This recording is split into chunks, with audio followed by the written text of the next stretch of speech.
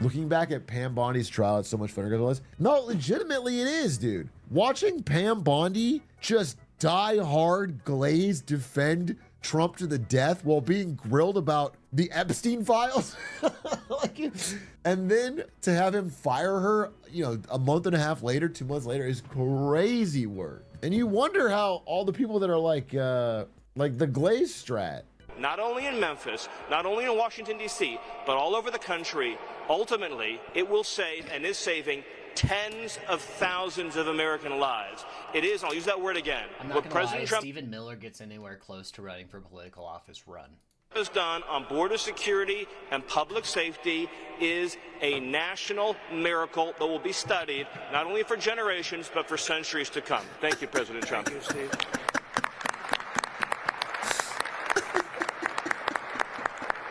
So, Cash, see if you can top that.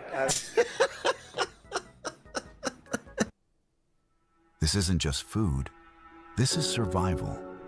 In Gaza, a single warm meal can mean everything. Bro, the de-writing. My God. Centuries. It's a national miracle that will be studied for centuries. In 2200, they're going to be studying the Trump border security plan.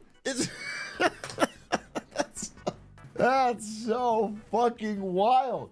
But, you know, this makes sense under the calculus of pre-Pam Bondi firing. This is before that. And the calculus was just constantly glaze Trump and you could do whatever the fuck you want. Basically. And now that's changing. So it remains to be seen what'll happen. I don't know. That's a tough one, Cash. That is tough.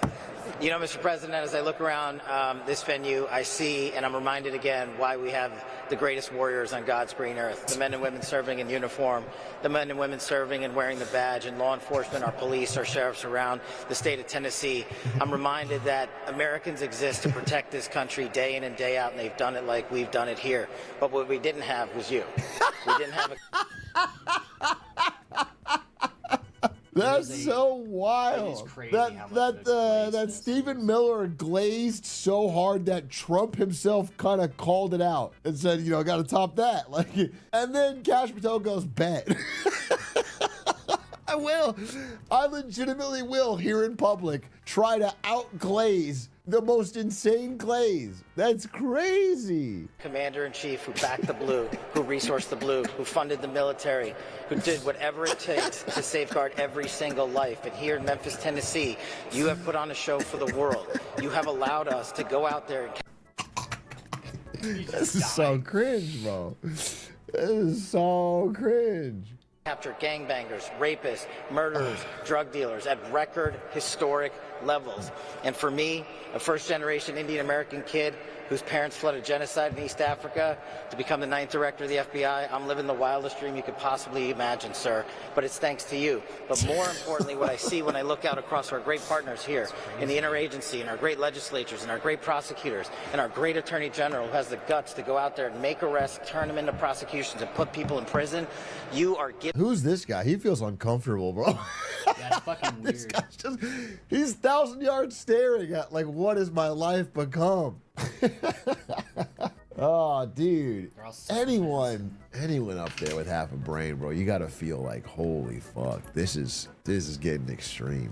Giving that dream to every single child in the state of Tennessee. You are inspiring the nation and law Jesus enforcement Christ. to come up and wear the badge and wear the colors of this country and safeguard our men and women for generations to come.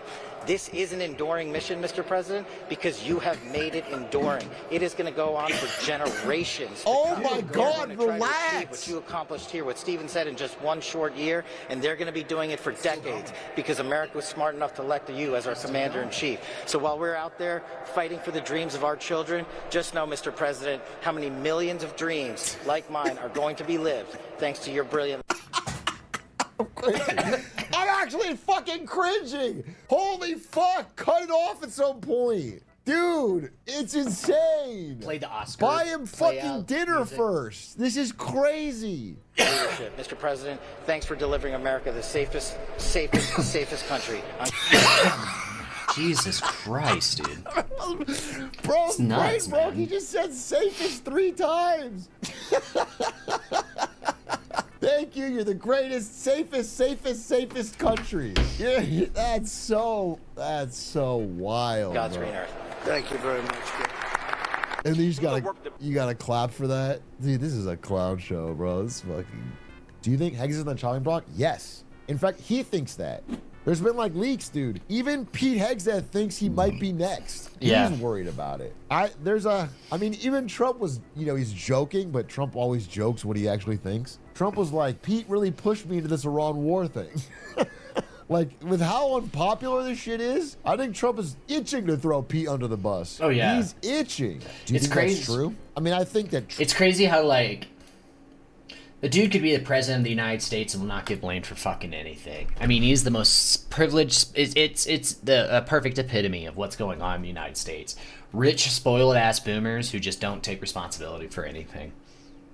Trump is in a room with people and people make arguments to him and he fucking takes their word for it. I think whoever the last person he talked to has a huge fucking sway over his mind. It could be fucking Bill Pulte or it could be Pete Hegseth. I do think, I didn't really mention this in my fucking Pam Bondi video. I did a little bit, but it is interesting that I think the calculus for all these diehard Trump glazers in the inner circle is kind of scary right now because until recently, they were safe if they just glazed. They had a perfect plan. Just constantly glaze Trump and then you can do whatever the fuck you want. But now that didn't work for Kristi Noem or Pam Bondi, they're like big question marks. But also, it kind of fucks Trump because his thing was, hey, we can all do corrupt shit. You can do whatever the fuck you want. As long as you are loyal, I'm going to protect you. You'll pardon or whatever. But if he's throwing people under the bus, the counter response is they're going to start throwing him under the bus. So I think he's, you see this unraveling happening in other fucking dynasty type beats. I would do that. I think there's a rats from a sinking ship situation where everyone starts feeling scared. They try to find their backup plan. They try to find alliances outside of it. Didn't this happen in Trump term 1? Trump's term 1 was a little bit different because Trump came in, he didn't really staff anything. He didn't bring his own staff and he just constantly struggled against the establishment Republican staff who tried to tame his worst instincts. Yep. And so he would fire them. He fired a lot of them and everyone at the end of his term hated them. There's nobody in his administration from term 1 who didn't say bad things about him at the end. But this time around, he cleaned house and he just put in fucking glazers in every level of the government. Every level, top to bottom. I wonder if Trump would have been as bad if both of his terms were consecutive. I'll answer that for you in the way that you're obviously thinking is no. It would have been way better if Trump just won in 2020. It would have been. I mean, not way better, but yeah, I think it would be a lot better. He It would have would been have been done. We'd be over it right now. He wouldn't have had the momentum to, him coming back after the fucking Jan 6 stuff and losing the first election and making up fake election fraud shit. And he just cleaned house. Emboldened him. Trump term 1 is a lot of bluster and tweets, but he didn't do much. He didn't personally change much. But this time around, no one stopped him on anything. And the people he's put in power are just, to a man, stupid. They're just dumb, bro. They're just not smart people. Because he doesn't want smart people. He doesn't want the best people. He wants people that listen to him. I stand by it. What the fuck? Go back, watch what I said. Tell me what you disagree with. Besson's better than Lutnick, bro. Always has been, always will be. Probably get asked this once a month, but do you think generally Trump tries for a third term? No, dude, I actually think he's cooked. Dude, I heard today, fucking JD Vance is thinking about not running in 28. I think that he wants to wait until 2032 because he thinks nobody has a chance in 28. I would Vance agree. is genuinely thinking about letting Marco Rubio take the L because he thinks he can. The vibes are bad, dude. I legitimately think Trump's not going to run for a third term. I'm not saying they might not try some shit around this midterm election. I've obviously said that a million times, but I do think I'm a personal believer that the more unpopular they are, the actual less likely they are to be able to do that. You need people to roll with you. You need some level of popularity. It's hard to pull that shit off from a fucking dead stop. Momentum being nothing. I think, by the way, Trump's looking pretty fucking old lately. Straight up. It's crazy to me. I think there was I made these criticisms. There's legitimate criticisms about Biden's age. I mean, the guy was fucking old. He was fucking old and it showed in many ways. But the idea that we followed that up, the entire country being like, damn, this guy's pretty old. Let's elect a guy who is starting his term older than Biden started his term. That's crazy. Trump. Yeah, I mean, you just got to think about it. Like I said yesterday, people just want to hear what they want to hear. So that way, when they make their stupid ass decisions, they don't blame themselves for it. And that's basically what it was. All these people fucking voted for Trump in this last term because he told them what they wanted to hear. He told them that he was going to fix the economy. He told them that, he kept calling Sleepy Joe Biden, don't worry, I'm the smartest ever. And so now, and that's what's, and everyone voted for him. And now you see what's happening. Like, it's very obvious. And now everyone's like, oh, well, it wasn't my fault that I voted for him. He lied to us. No, it was your fucking fault. It was your fault. And I'm saying this as someone who voted for him in 2016. Him being in office is partly my fault because I was stupid and voted for him in 2016. Wake the fuck up. Like, it's unreal how stupid people are. Older than Biden. Like I said, I'm a fucking idiot. I am a fucking idiot. But the fact that I can figure this shit out just kind of makes me really concerned about what's going on in general. Because it's like, oh my god, if I'm not that, if maybe I'm just so stupid, I'm just completely wrong and I don't even understand. But it's fucking crazy how I see this shit. It doesn't seem like it's hard to figure out what's happening. And then I tell people, here's what's going to happen. Everyone's, oh, no, it's not going to happen. Whatever, dude. Whatever. Just sensationalist. Fucking TDS. You're fucking, oh, you're sitting too long you're just online all the time. And then exactly what I said is going to happen. And everyone's like, oh my God, we didn't even see it happen. Man, it's crazy. It's crazy. Because then these people, and then they'll come up to me and say, yeah, hey, I'm starting to think that maybe you were right. Yeah. And then here's what's going to happen. No, you're crazy. And it's like, okay, whatever. That's why I'm like, I firmly believe there's no hope. There's no hope because I think like the wheels are already in motion. The train has already left the station, man. It's already gone. Like it's the time to save the future was several years ago, and no one did it. They were all too focused on their own personal shit. That's so wild to me, bro. It was like, and instead of doing the normal, basic, bare minimum shit of just paying attention, voting in local elections, reading up on shit. Nope, that's too much work. That's too much work. They have to play the Fortnite. They got to play Madden. You got to play Mutt. They got to play FIFA. They got to play fucking 2K, whatever the new COD is. It's just whatever. I have no hope for the future. It was like y'all. I hope y'all have fun with it. National discussion point for months, for years, that we have a president who's too old, and we're like, you know what? We're gonna bounce back by by getting someone older. And like 1 year in, I'm gonna make sure. Hold on, be right back.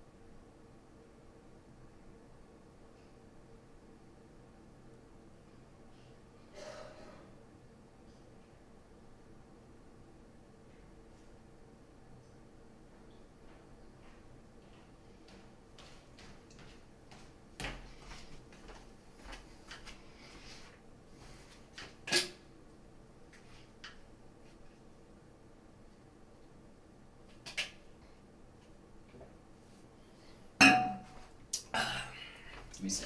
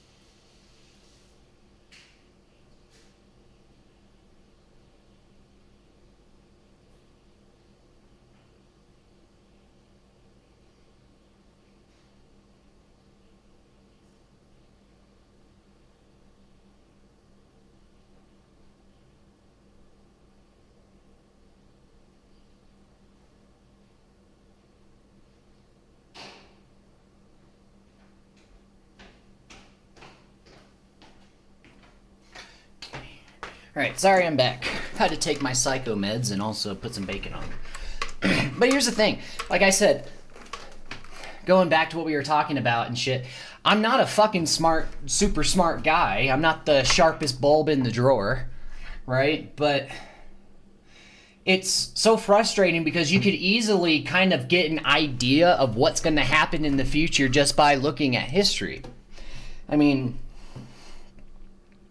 it's like throughout history, it's almost like human behavior hasn't really changed much. It hasn't evolved. Throughout human history, at least, you know, in human societies, over and over and over again, what you see happens is the same shit that usually... Like, I'm trying to think of, like, a way to get, like, a broad explanation of what I mean. Humans don't change, is what I mean. Like, humans will always say the only thing that does change is their tech. So, like, I mean, like, how many genocides have happened throughout human history, and how many times have we said, oh, never again? It's like, it's the same shit like that. If you honestly, there's a saying, I don't know if it's an actual saying or not, but if you honestly just kind of if you expect the worst from humanity, like, if you expect humans to do the wrong thing, you'll probably be right. And so that's why I'm always saying, like, I knew COVID. Like, I remember when COVID was happening, I kind of said, hey, you know, like, I remember when it was coming out in China and stuff like that, and it's like, hey, this COVID thing's kind of getting pretty serious. And I was like, whatever, dude. Everyone just, rolled their eyes at me. Yep, guess what happened? January 6th, I didn't know exactly what was going to happen, but I knew something was going to happen on January 6th because anyone could fucking see it. Are you kidding me? They were bussing people out there. Specifically for this. Let's bus people. Let's bus people from Appalachia and fucking in the South so they could come and just hang out. No, they were fucking hoping that they would go in there and try to overthrow the government. I mean, you can literally just keep looking at all the Trump's tweets before that. You know, it's gonna be wild. Everyone needs to pay attention. Everyone needs to watch. And then, of course, because he fucking knows he's this rich, spoiled little cunt, so he knows how to fucking get away with getting out of it. And so basically all these people, that's why he pardoned them all. It was the entire intention. I knew that was going to happen. It doesn't take a fucking rocket scientist to see this shit happening. Biden winning, I mean, I saw Biden winning in 2020. I did not see Trump getting as close as he did. I was amazed. That was another thing that kind of solidified my belief on the American psyche, was the fact that after all that happened during COVID, people voted for him that much. Because, I mean, if you look, you know, Biden had the most votes in any president history. The second person who had the most was Trump in 2020, in the 2020 election. And so, I mean, I knew Biden would win. I didn't think Trump was going to get that close. And then the 2024 election, I was wrong. I was completely wrong. In that, like, I was wrong because, again, I was too optimistic. It seems like every time I'm optimistic about, like, human society and what human society will actually do, because I was confident. It's like, dude, after January 6th, after everything that Trump has done, after the fucking whole election fraud, after all that bullshit, it's like, there's no way he's going to win. He's not going to win. Nope, he won. And he won easily. He won the popular vote this time. So I just kind of have absolutely no faith. I have absolutely no faith anymore in just human society. Like, I really don't. Like, humans don't learn. Humanity does not learn. It continues the same errors over and over and over again. But now we just have, like, the most awesome tech we have ever had in our entire life. So yeah. I mean, just look at the last 100 years. Because what basically happens is like almost every... I swear to God, it's like every century the same fucking shit happens. Is just slightly different. It's only slightly different just to that particular time, that era, right? Like, fascism was a 1920s type of... that's why a lot of historians think that, like, you can't really call today fascism, because fascism was only strictly more like the early 20th century 1920s political movement. But now it's rhyming. You see a rise in right wing authoritarianism around the world, which is also leading to now left-wing authoritarianism around the world. It's just history's repeating itself. It repeats itself all the time. And I think the reason why it repeats itself all the time is because fucking vast majority of people think they're so goddamn special and smart that it won't happen to them. But yeah. Basically, that's what's going on. People need to fucking realize that. So, trying to think like,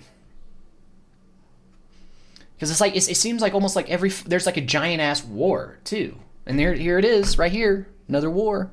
It's like there's always a war at the beginning of every century. It seems like, wasn't there a war at like the beginning of it? Let's see if there's a big war, and then let's see like the percentage, because like war in 1800, war that started early 19th century. List of wars 18 through 100. Let's see if there's like a giant ass war.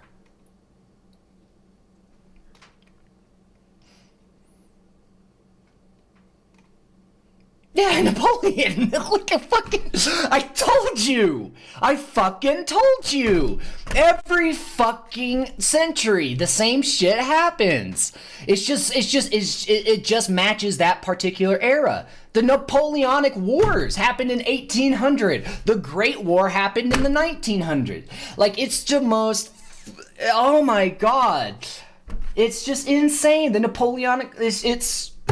What happened before that? Was there giant wars in the 17 centuries? Wars in the 17th, in the 18th century. Sorry. I told you. I fucking told you, dude. I fucking told you. Every goddamn year.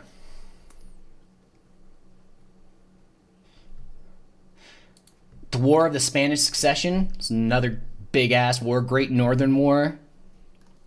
War of Austrian Succession. So, yeah.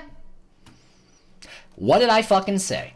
Every fucking century, it's like the same damn shit happens. But it just matches that current era. The Napoleonic Wars in the 1800s. The Great War and World War II. It's all this conquest shit. And now you got currently what's happening now. You got World War III building up. You literally just have to look at history, and you could start making educated guesses on what's gonna fucking happen. I ought to start putting money in fucking poly market. I mean, but that's too specific. You can't actually like edit, but you can get an idea like what's gonna happen. I knew there was gonna be a fucking war. I knew there was gonna be a war. Are you kidding me? That's why I was laughing when he said no new wars. I was laughing. It's like he's gonna start a war. I knew he was gonna start a war. And everyone's all shocked, like, oh my god, I can't believe this. Like, oh, he said no new wars. Fuck you. Told you, dude. I fucking told you. It's like watching fucking. It's like I live with a retarded society. I'll be right back.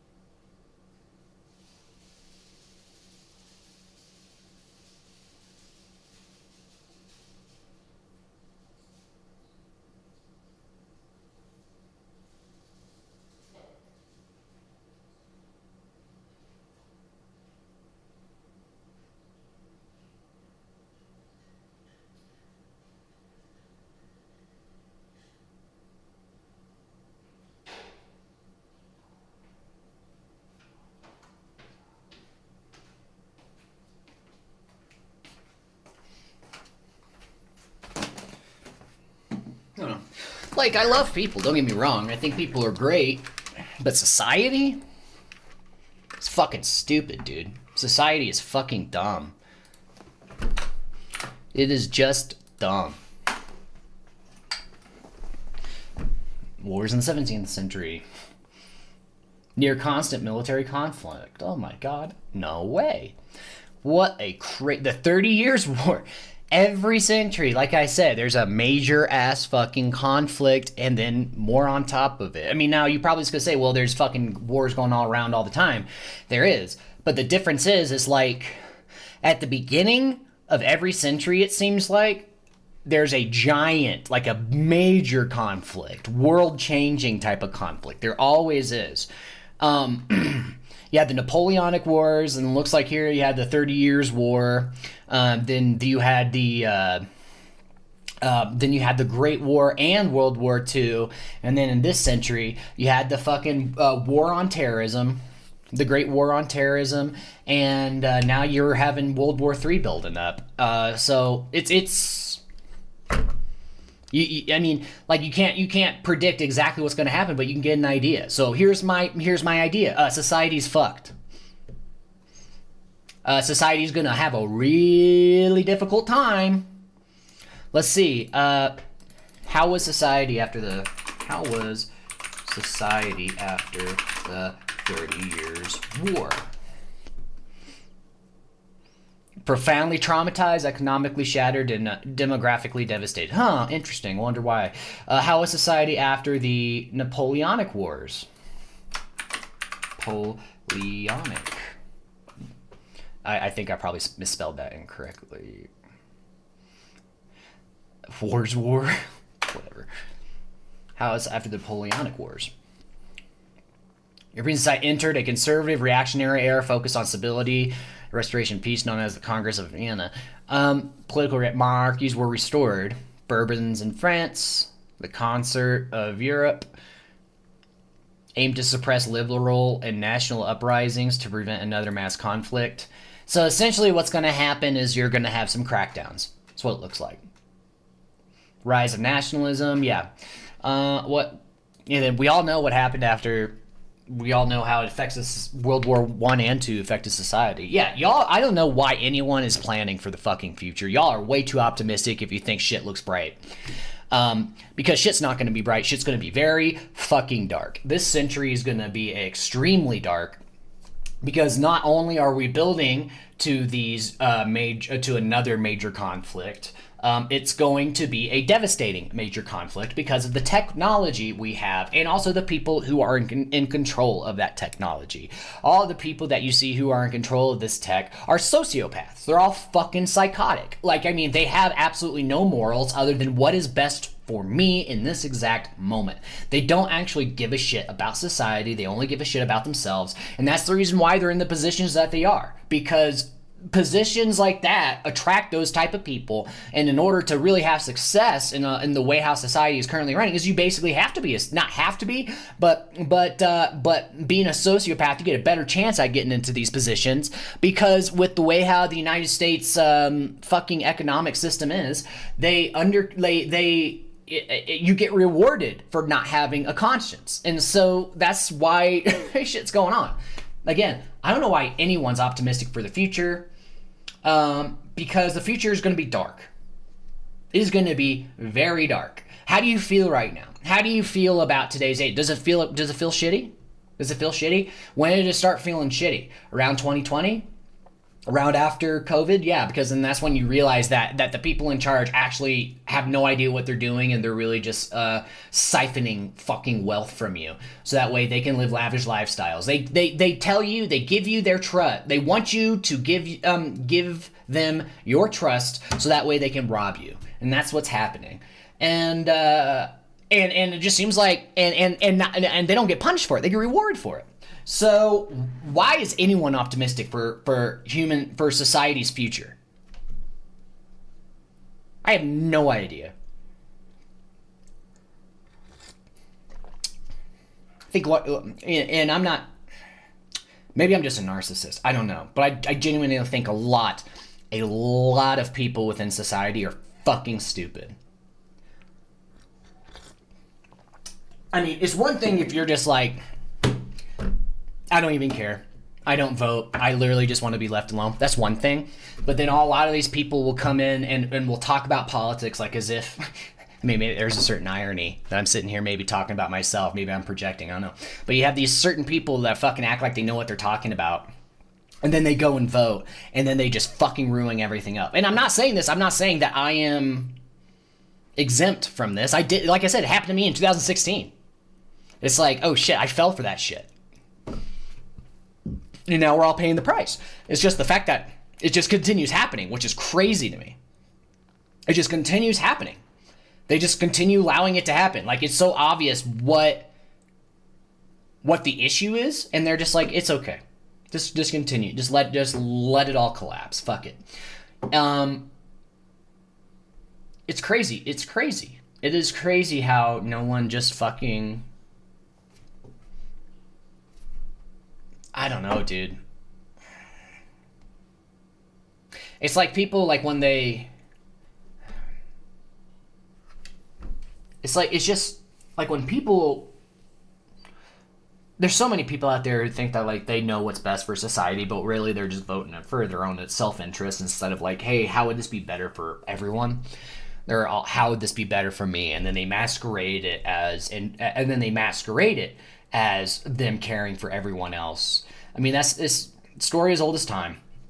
So, you know, that's how all these fucking Christian radicals are when it comes to, you know, banning everything left and right. I mean, I mean, it's a story as old as time. It's been happening forever. I mean, fucking forever that you had these, like, Christian radicals who were banning shit left and right. I mean, they thought KISS, the band, stood for Knights in Satan's Service and tried to get them banned and shit. The only difference is now that they're actually working. Now they're actually getting shit done and banned because of the internet, and the internet has allowed them to spread their bullshit even farther. But it's also vice versa. Now you have these fucking... Because that's how political instability happens. You have the tug and the pull.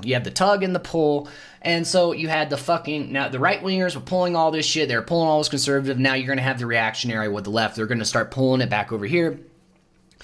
And it's just going to go back and forth. That's political instability. It's going to continue going up and down, like a fucking counterweight until it collapses, until it falls off.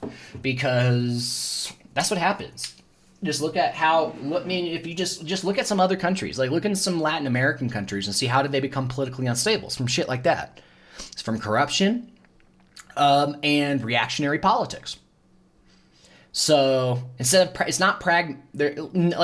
like, you know, pragmatism is disappearing. It's all about extremists and radical and being right over everything else. Not what's best for all of society, but making sure you're right. That's all that matters. And it's crazy fucking shit. So the story that so basically the message I'm trying to give you is fucking give up, right? Just give up. There's no point. Dude, you watch a Trump 2016 speech and a Trump speech now, it's fucking crazy different. It's not like he was Shakespeare in 2016, but he sounds infinitely more capable and eloquent. It's night and day, dude. It's crazy. I'm gonna check my bacon again. Give me a sec.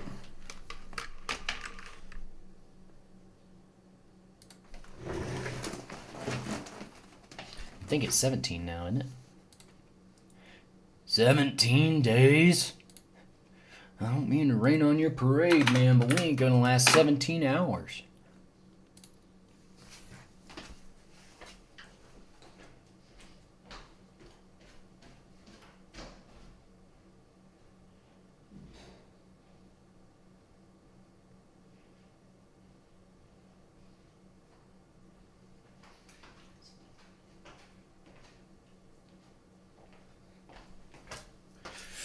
I will be right back.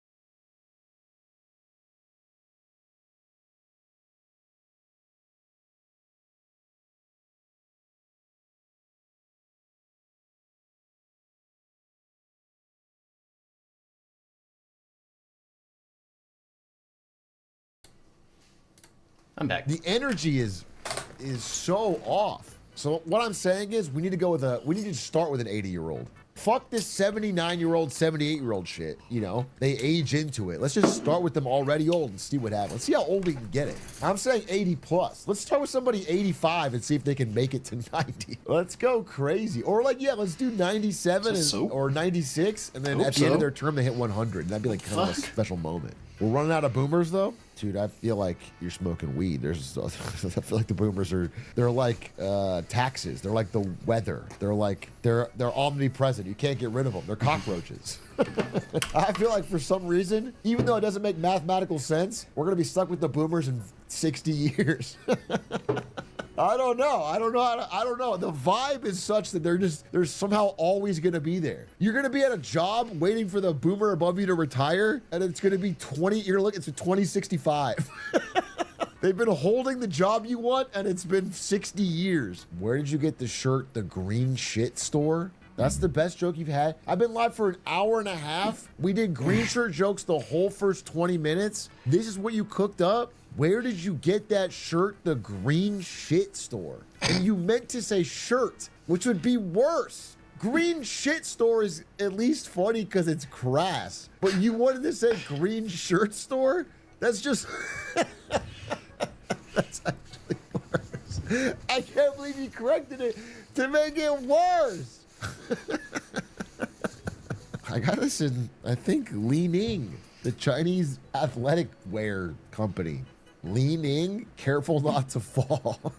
Now that's a +2. That is fire, bro. Not only is Li Ning bigger than Nike in China, but so is Anta. They had two local brands that like we don't hear about. Realistic, I've heard a little bit about Li Ning because of the shoes, but both of them are doing bigger sales in China than, it's wild. Bigger than AirPods? No. Both of them will be much smaller than AirPods because that's not how market cap works, especially for Chinese listed companies, which have notoriously poor stock market performance. Hear about the new Germany travel rule? Yeah, if you guys didn't hear about this, Germany is, if you are of fighting age in Germany, you are not allowed to leave the country for more than 3 months without getting approval. They're obviously granting approval to everybody. It's more of having that measure in place in case they wanted to do a draft. Oh, God. But it is crazy. It does, you know, it's, so when they stop accepting, we start being scared? Yeah, if they actually enforced it, if they started blocking the paperwork. Never again when Germany wants a draft. I mean, that's true. History is not kind to Germany wanting a draft. As of now, it's sort of a procedural change. It's not a major thing. I'm fighting for Europe in World War III. I don't care. Okay. If you guys are trying to geolocate this conflict, the likely draft for Germany would be for a conflict with Russia, just to be clear. That is what they are ostensibly soft prepping for. No, they're going back to France. Just invade France again. Fuck! Don't run it back. Not a fucking third time. Russia gonna be so good at fighting once the shit is over, their whole economy is trying. Yeah. How much is our craft beer equipment? We are a professional factory that specializes in the manufacture. Yeah, I've heard that. I mean, there's something to the fact. I think what was shocking is the reports that there's like so much shit that has been learned from the Ukraine conflict that once the Iran war started, apparently the US was not, they had to like learn about. And it's like, you should have been paying the fucking attention. There's not that nobody paid attention, but there's clearly parts of the military that have just not learned anything from the way war has changed from the Ukraine. And the thing is, too, is like everyone in the intelligence community, at least the people that I watch, have been talking about this for fucking years. That you need to be going to Ukraine. Ukraine is offering to teach NATO allies about their war that they are experiencing. And of course, American hubris fucking fucks up again. Ukraine. And that's just fucking crazy to me. And it's probably true all over what I'm saying. So there's a real sense, I think there's a threat, you know, let's say like European powers that are in NATO, of not truly understanding. Hold on. Bacon.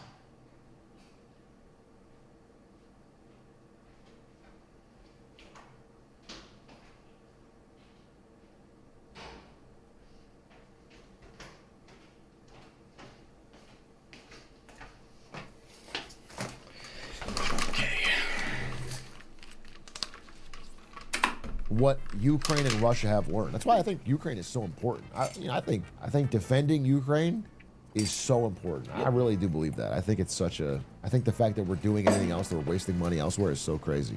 Ukraine is like is not just like a. I think there's like a framing of Ukraine as like, especially from like, I don't know, Trump and Vance, of Ukraine as like a charity case or whatever. And it's like now Ukraine is like a great ally to have, a truly great ally that you'd want to. The intelligence advantage they bring, the knowledge gap, the drone knowledge is so. It's such an important. Like, you really want them as an ally. If we do have World War. Trump and Orban were best friends. Our best friends. Orban was caught in audio at serving Putin. 3, do you think Germany might flip and side with Russia? It's because Trump is buddies with Putin. That is what it is. Trump is actually friends with Putin. Quit saying anything else. Trump and Putin are friends. Looks like they might win just to get one win under their belt. No, bro, I don't think Germany's gonna flip just to break the streak. I don't think that is super likely. Just to get a ring, bro. Hey, Big A, what is your take on this based world? I just think everything's fucking based right now. I'm looking around at the world and I just can't find anything that's not based. That's my problem. It's like, based alert much? Is there anything I can find that's like worth calling out? Is there anything Krungo? It's all on the up and up. H-Rock, what's more useful, Stanford Law School or Harvard Business School? You got into both? This is a fucking my steak too buttery argument, bro. Fucking pick one. What are you more interested in? You're fine. You're fine, bro. Jesus Christ. If I had to guess one, I would probably say Harvard Business School if I had to pick one. If I give my honest answer, I would pick ASU of the 3, bro. I would go to ASU. Honestly. I'd pick law school. That's what I would pick. They're always lawyers is not going to be business. Business majors might be struggling. I don't think lawyers though. You're not going to have it. Law is more likely to be radically disrupted by AI. I don't think so. I would be more uncomfortable getting a traditional law degree right now when they haven't even adapted teaching methods to it. I disagree. Positions like paralegal team, most of the busy work could be possibly replaced by AI. Client relations and litigation would be difficult for AI to replace. It's not that I think the profession will disappear. But what I said was I think AI is going to radically disrupt it, especially at the entry level. And though, therefore, the degree is going to be hard to find a job in and get the experience to add any value. I'm sure that senior partners will be able to find a way to make do. I'm telling you that you, as a graduate, are going to find a hard time. And I don't think that the curriculum is advanced to deal with that. So you're going to be learning kind of old school shit. Not sure business is any better. If it was like a random ass business degree, I would agree with you. But Harvard Business generally provides you with enough connections and like resume credibility to get in the door at a lot of jobs. There's a lot of truth to that. If I'm giving you the options of the two, I'm telling you what I would pick. But I think either one's fine. Big A, I'm moving to Phoenix soon. What's your favorite spots or things to do? In Phoenix, bro? You're moving to Phoenix in the summer? Oh, dear God, bro. Shit is fucking not meant to be lived in. Like, Phoenix is fine. I got friends and family out there, and I had a good time, dude. But it's fucking hot. The truth of the matter is, it's fucking miserably not human meant to be lived hot. If you go outside, you'll melt. If you leave your car out in the sun, you could fry an egg on the dashboard, bro. It literally is that hot. Like, you're gonna get in the car. Speaking of frying eggs, I'm gonna go check. But yeah, dude, I've been there. And it's crazy how hot it is.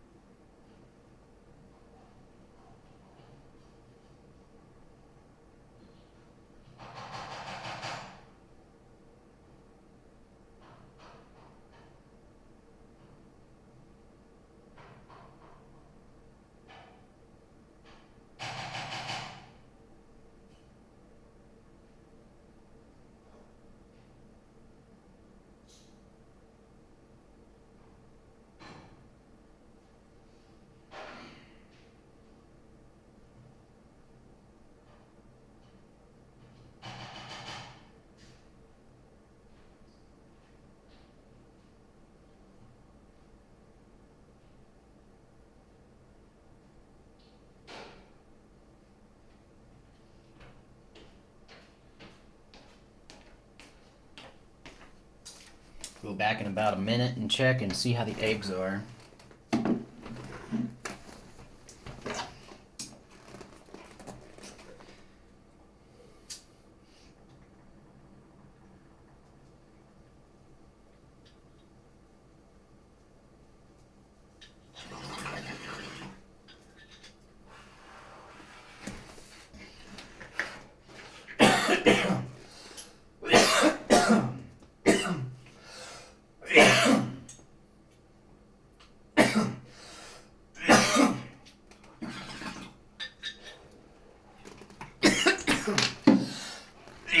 Excuse me. You touch your seatbelt, it could give you a 3rd-degree burn, not a joke. You actually have to have a window shade for the front of your car. You need to try and park in the shade. It's a bad buy-in, is all I'll say. Yeah, fuck this that was place. sport. But you know what's ironic is like you'll never find a colder winter than being indoors in a Phoenix summer. I don't know, I'm trying to Mark Twain this, bro. The truth is, they fucking run the AC so goddamn cold in every building in Arizona that you kind of are, there's no good thing to wear. Like if you wear what I'm wearing right now, which is like shorts and a t-shirt, you will actually be fucking cold. You will be cold in most buildings. And then when you go outside, you need to be wearing this because it's so fucking hot. So I don't know. It is a temperature challenge. It is crazy there. A thing that I have a distinct memory of living in Arizona is every time I went to... And there's also, because of like the heat, there's no plant life. So people's front yards, their lawns are just rocks. Like it's just a rock. It's a rock front yard. See a movie in a movie theater being fucking frigid cold. Like sitting in a movie theater and just not being able to watch the movie because I'm so damn cold. But then you go outside and it's the hottest day of your life. Why could you... Yeah, fuck that. Like, why would you... This, I hate... I only watched one episode of this show and I fucking hated it.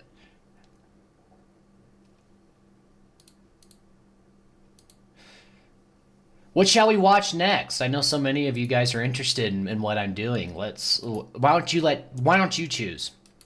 Why don't you choose what we do next? What should we watch next? You choose. I'll be back.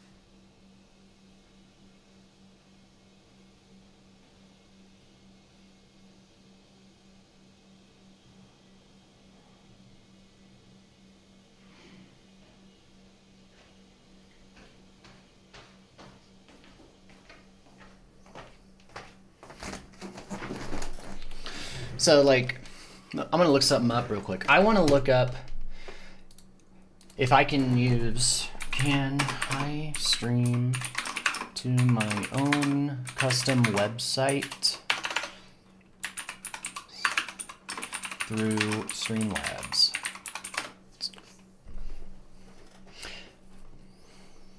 Okay, cool.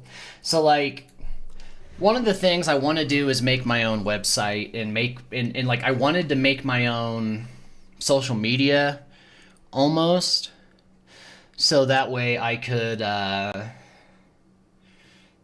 do whatever the hell I wanted. Like, I'm so tired of the fucking like copyright laws and shit like that, because like I don't know exactly what I got copyright struck for on one of my other streams, and they ended one of my streams, I guess, without me even knowing.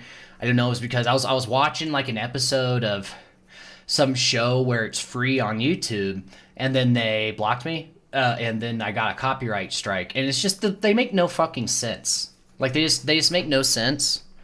And I mean, and I just don't respect copyright laws anyways, because it's like I can't copyright my fucking metadata. I can't copyright my shit, but they can copyright theirs. So like they have all my data. All these companies have all of our data, and then they make money off that data. Like they make a shit ton of money. It's basically like all their business models are basically off your data now. Yet, you know, when you try to use their data for free, like they use your data for free, you get fucking struck and shit. So it's like I want to make my own website. Fuck you. Make my own website that I can. Let's just do it real quick, see if we can do it. I don't know. Make custom stream website.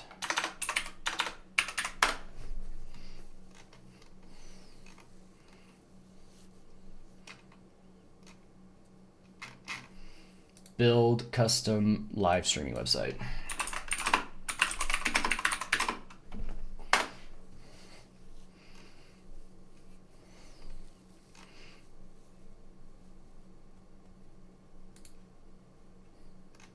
If you're not an invincible, is really not plausible. Yeah, because like my buddy, like I'm gonna message him. I'll message him in a few hours. I don't want to message him right now. But essentially, I was planning on getting instead of just a social media site, I'll just have it be just a regular streaming site for now. Yeah, so hold on. Be right back. Checking my breakfast.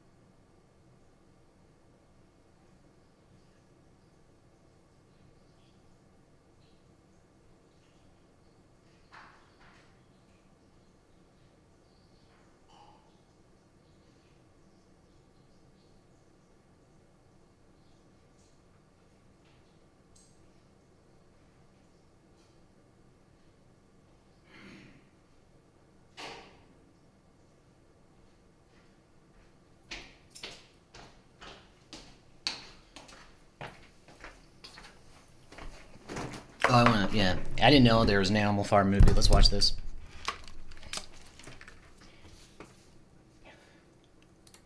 Critics and fans consistently divided. Just look at that Michael Jackson movie. Michael Jackson fever's back in the pulse with a film that divided critics and fans. Luckily, Andy Serkis is coming in clutch with a film that's going to unite critics and fans again. Because I'm pretty sure everybody's going to hate this movie. It is not good.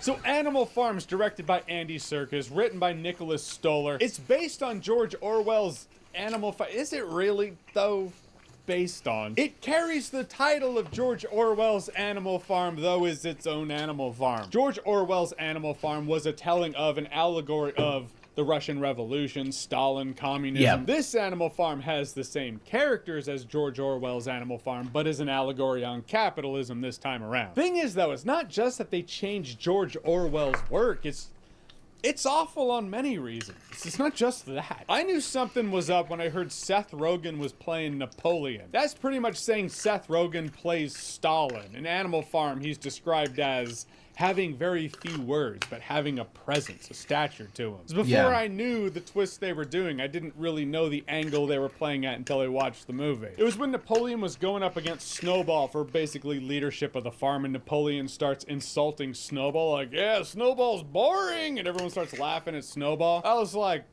this isn't in the book. This is more like American policy. Oh, I gotcha. That's what we're doing. And from there, it doesn't really stop, but also doesn't really make sense. First and foremost, this movie's absolutely in total. So here's the thing that pisses me off is because the message still gets across. Like, the message can be the same. The message is how power corrupts. Like, that's what the message is from Animal Farm. So I don't know why they're... Because... totally made for kids, but it's one of those stupid movies that's made for kids. It's not interesting enough to keep them engaged, not smart enough to give them something to chew on, not fun enough to have them actually watch the movie. They're gonna check out and start checking their phones in the movie theater, so don't do that. Not only is it lowbrow humor that doesn't land, but it's not being lowbrow, it's just other jokes that don't land. You read Animal Farm, it's actually really dark. It has a very somber and dreary tone to it. This comes across like Saturday morning nonsense. Do kids still watch Saturday morning? Ask your parents. On Saturday morning, we would watch cartoons. Not all of them good, but, you know, we watched them. This feels like one of the not good ones. Now, in terms of turning Animal Farm into an anti-capitalist story, would George Orwell be turning in his grave? As I understand it, he didn't like capitalism either, so he probably wouldn't give a shit. On the principle of changing his story, possibly. On the principle of making an anti-capitalist story, I don't think he would lose sleep. The funny thing is, this movie has to have some of that anti-communist, anti-Stalin carryover, so it resembles Animal Farm, because it's called Animal Farm. But then when it hits the anti-capitalist story, these ideologies just conflict. It's like, all right, which message are you actually trying to tell here? This comes across like the bones of Stalin wearing a capitalist costume or something. Granted, and I don't want to feel like I'm contradicting myself here, but part of the beauty of Animal Farm, as I've seen it, is I feel that there are themes in George Orwell's Animal Farm that transcend Stalin, that transcend communism. It deals with a very human nature element there. You read George Orwell's Animal Farm, it talks about the sheep that just repeat the talking points, repeat the mantras without educating themselves. They just repeat the words. If you haven't seen that happen in modern day, I assume you're not watching this video because you don't have internet access. Messaging like that in Animal Farm, that's a human nature thing right there. To be fair, the sheep are in it, and they do fit. But this movie does lose a lot of nuance. I'm not a big fan of voiceovers, but this movie could have used a voiceover. You know, that narrator work that's reading the author's words. Animal Farm being on a farm is primed for the allegory of communism. It's a world that can exist in a bubble, can be a self-sustaining system. Animals have their jobs.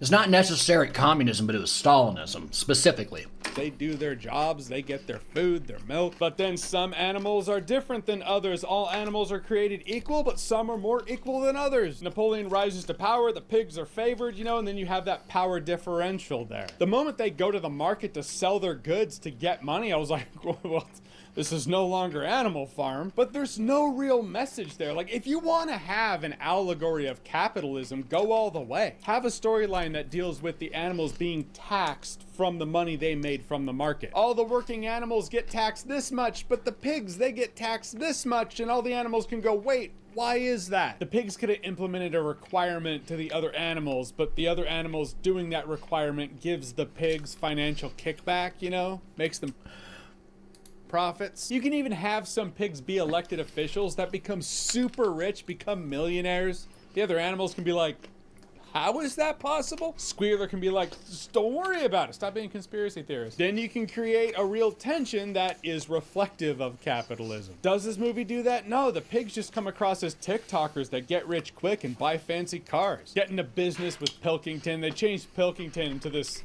tech CEO with a Cybertruck. I mean, technically not a Cybertruck, but that's totally a Cybertruck. Granted, there is something here about big tech, big company conglomerates buying and annexing the smaller companies, leeching them of any and all soul they might have had. I mean, if you want to see a film, an allegory of the dangers of invasive tech companies getting involved, getting their fingers into other pots, RoboCop. Yeah. It's a far better film with better allegory. For real.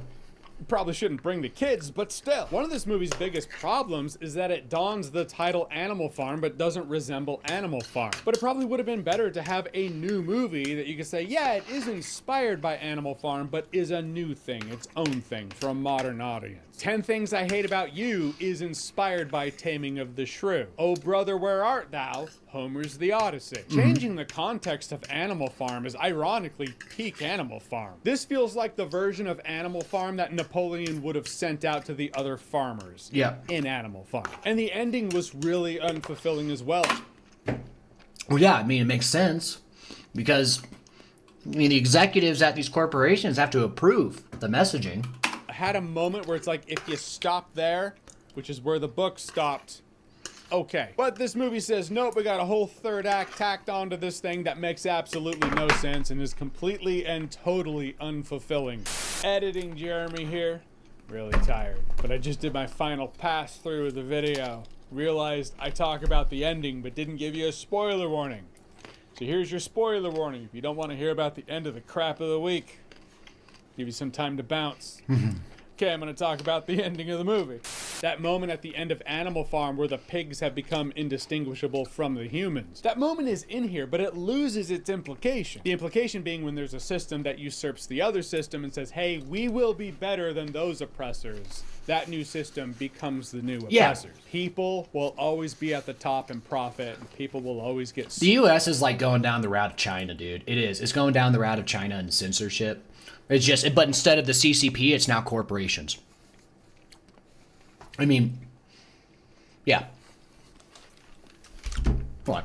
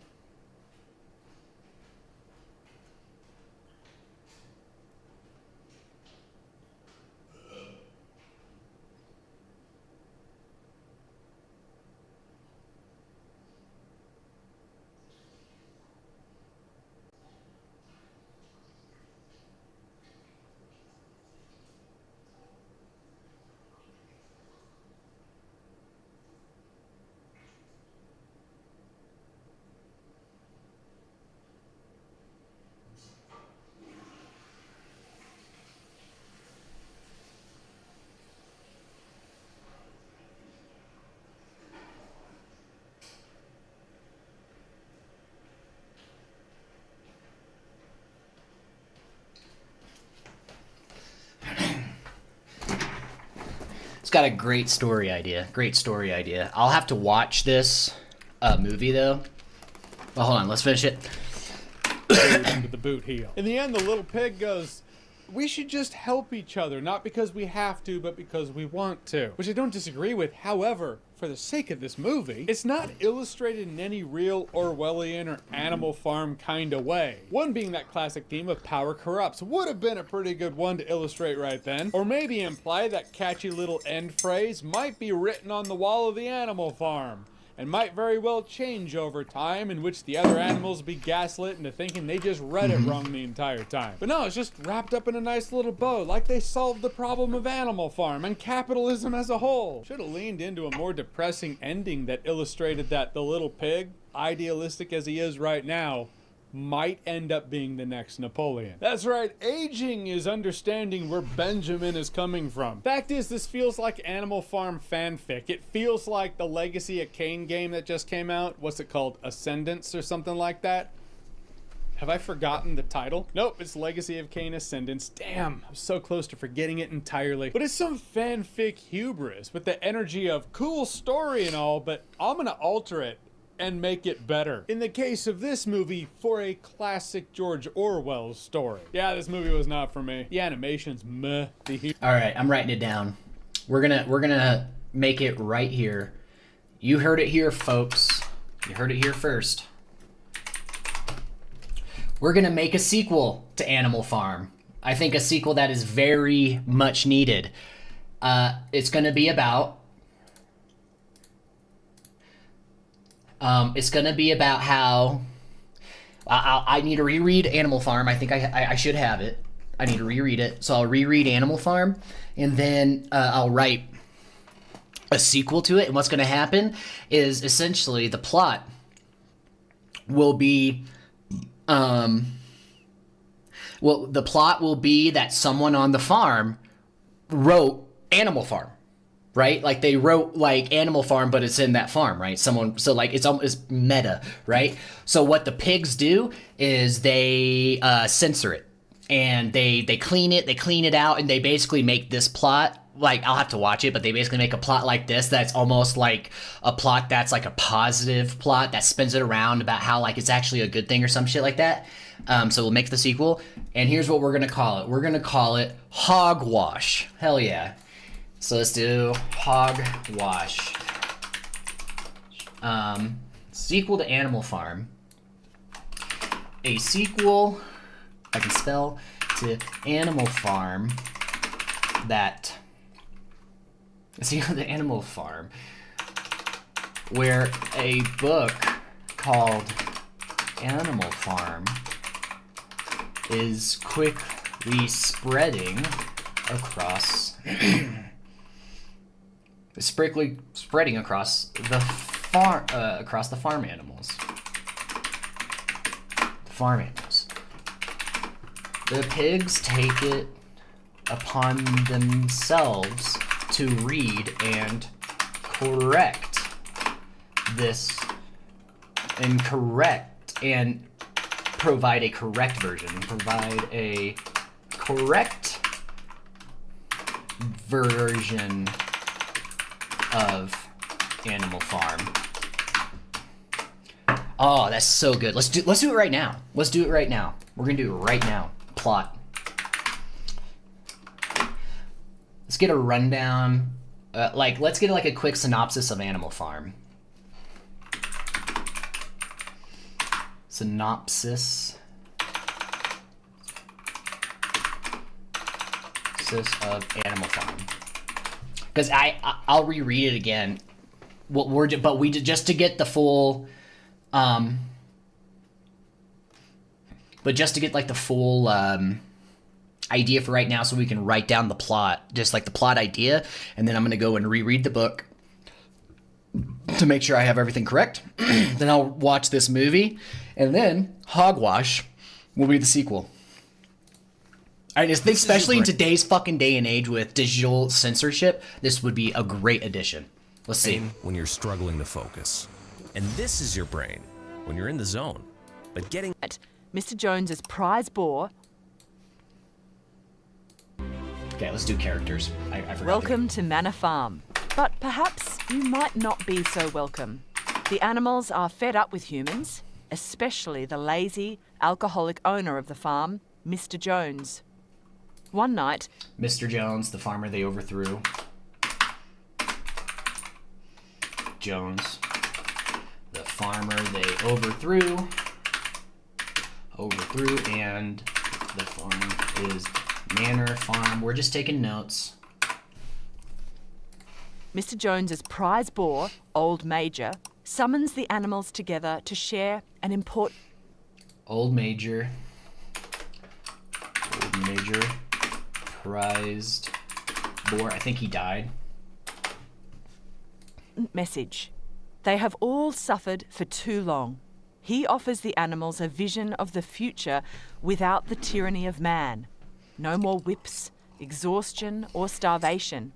To achieve this, they must work together as comrades to overthrow the human race. He teaches the animals the anthem, Beasts of England, and commands them to shun man's evil ways. A few days later, Old Major passes away peacefully. In the months that follow, the animals prepare for rebellion. The pigs, who are now literate, have turned Old Major's Snowball, pig, Squealer,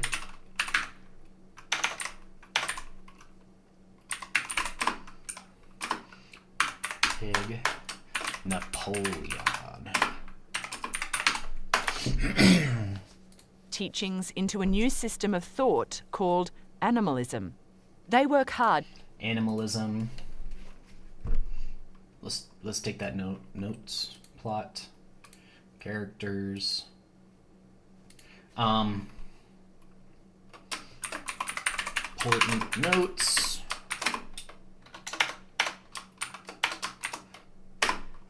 Important notes. Animalism. To teach animalism to the other animals. Most get it, but some struggle. Moses and his stories about the afterlife on Sugar Candy Mountain don't help at all. The day of the rebellion comes sooner than expected. One day, Mr. Jones and his men forget to feed the animals. By nightfall, the animals are starving and furious, so they break into the store shed and help themselves to the grain. That's fair, don't you think?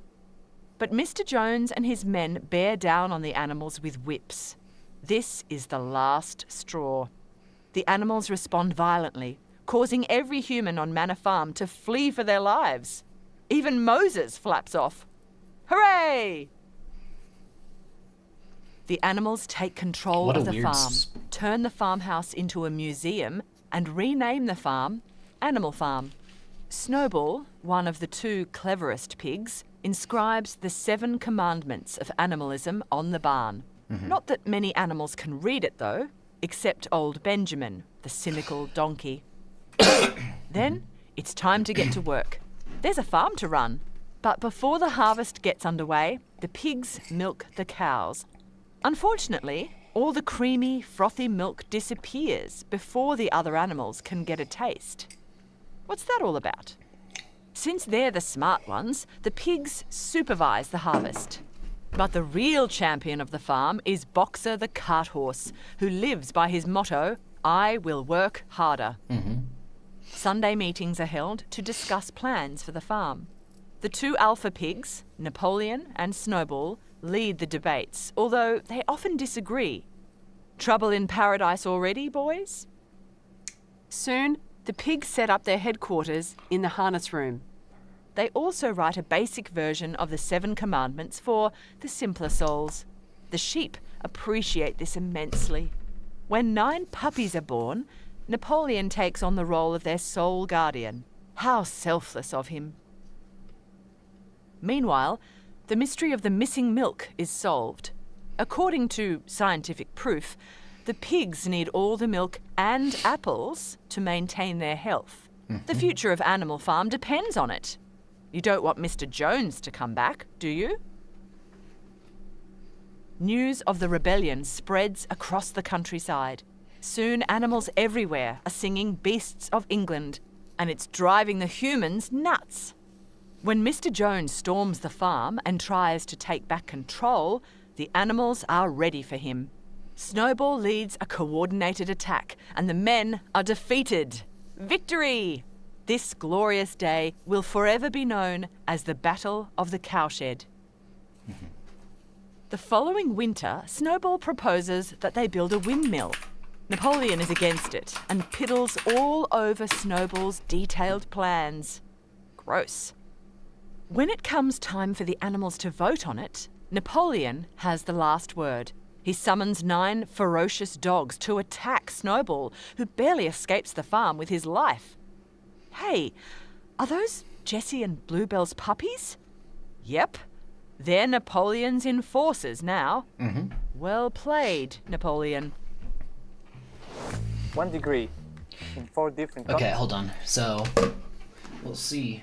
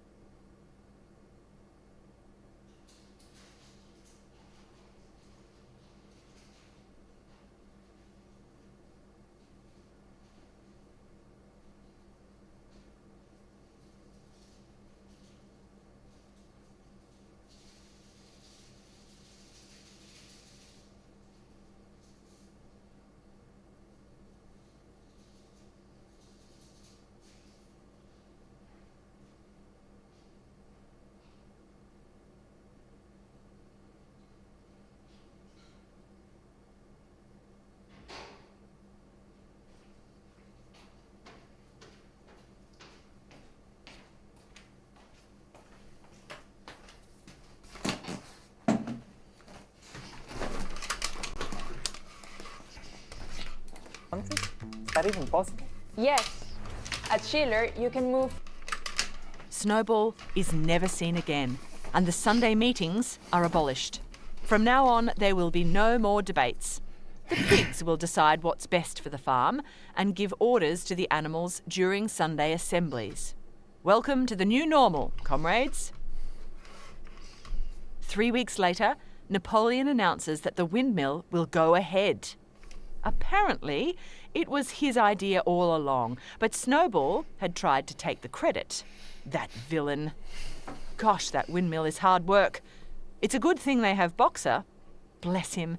He's like 3 horses in one. He'd better not overdo it. When the farm runs short on supplies, Napoleon starts to trade with the humans to raise money. Hey, didn't old Major forbid dealings with humans? Napoleon gets around this by employing a lawyer, Mr. Whymper, to act as the go-between. Seems legit. By now, the humans have started to vaguely respect Animal Farm and withdrawn their support of Mr. Jones, who's moved away. Napoleon is also in trade talks with one of the neighbours. It's just never clear which one. One day, the pigs move into the farmhouse. A minor adjustment to the 4th commandment gets them around the rules against this. Or maybe that commandment always read that way? It's hard to remember. A few months later, a violent storm pulverises the windmill. All their hard work gone with the wind. But Napoleon sniffs out sabotage. This is all Snowball's doing. Death to Snowball! Napoleon puts a bounty on Snowball's head and orders the animals to rebuild the windmill. Forward, comrades! When a food shortage threatens the entire farm, Napoleon orders increased food production for trade. When the hens rebel against the punishing new egg quota, 9 of them lose their lives. Back to your boxes, ladies. In other news, It turns out that Snowball has sold himself to Mr. Frederick of Pinchfield Farm. What's worse, he was in league with Mr. Jones from the beginning, even during the Battle of the Cowshed. Wait, wasn't Snowball injured in that battle? Didn't he receive a medal? When Boxer raises these questions, Squealer assures him that Napoleon is always right. Watch out, big guy.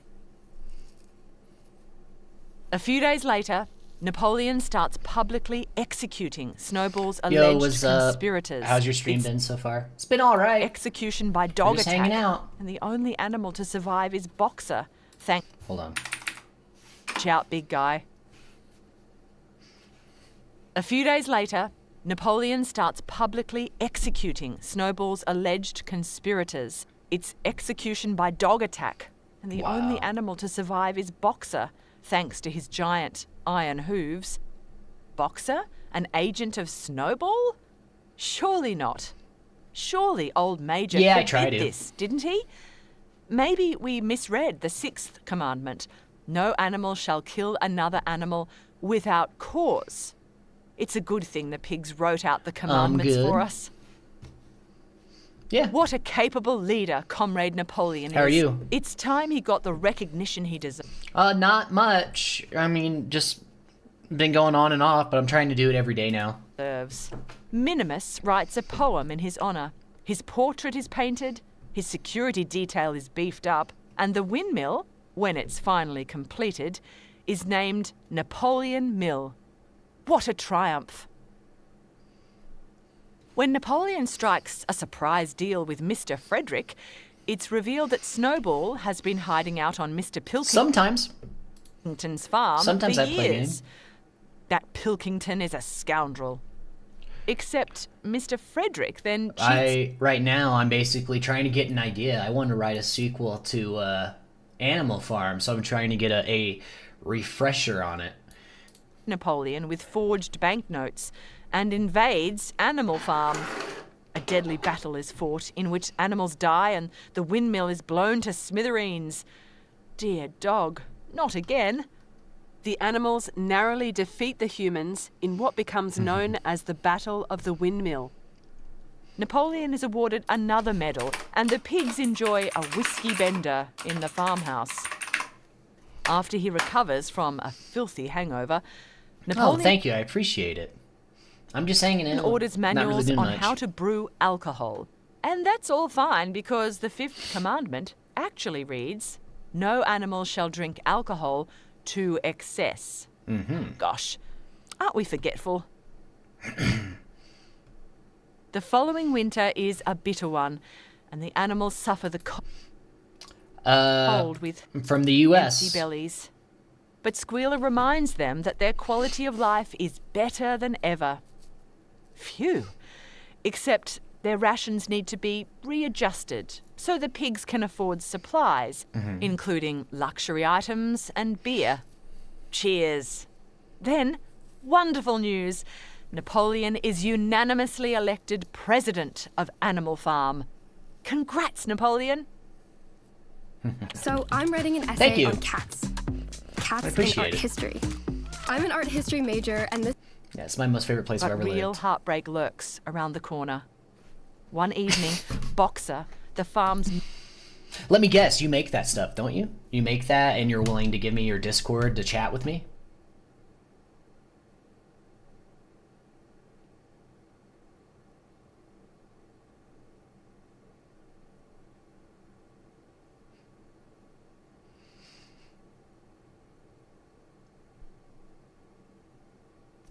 Right? Is that it? Do you make like neon signs and stuff too? And you know, you make brandings and stuff, and that you really think that that would actually get a lot more people to watch my stream?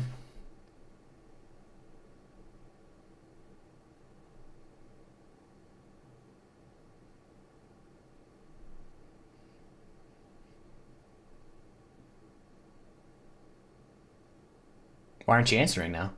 Oh, there you are. I already know that stuff.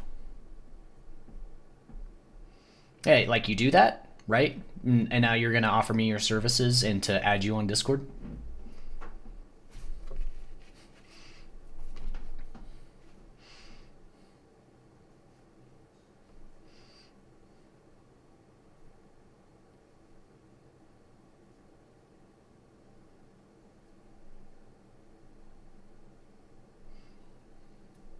How much for your services?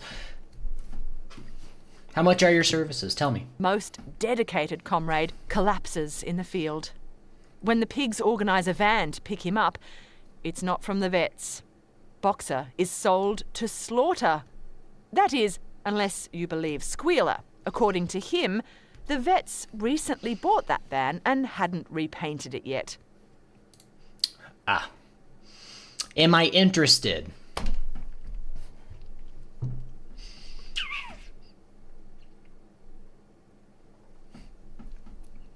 Oh, yeah? Seems to be a lot of you guys offering those services.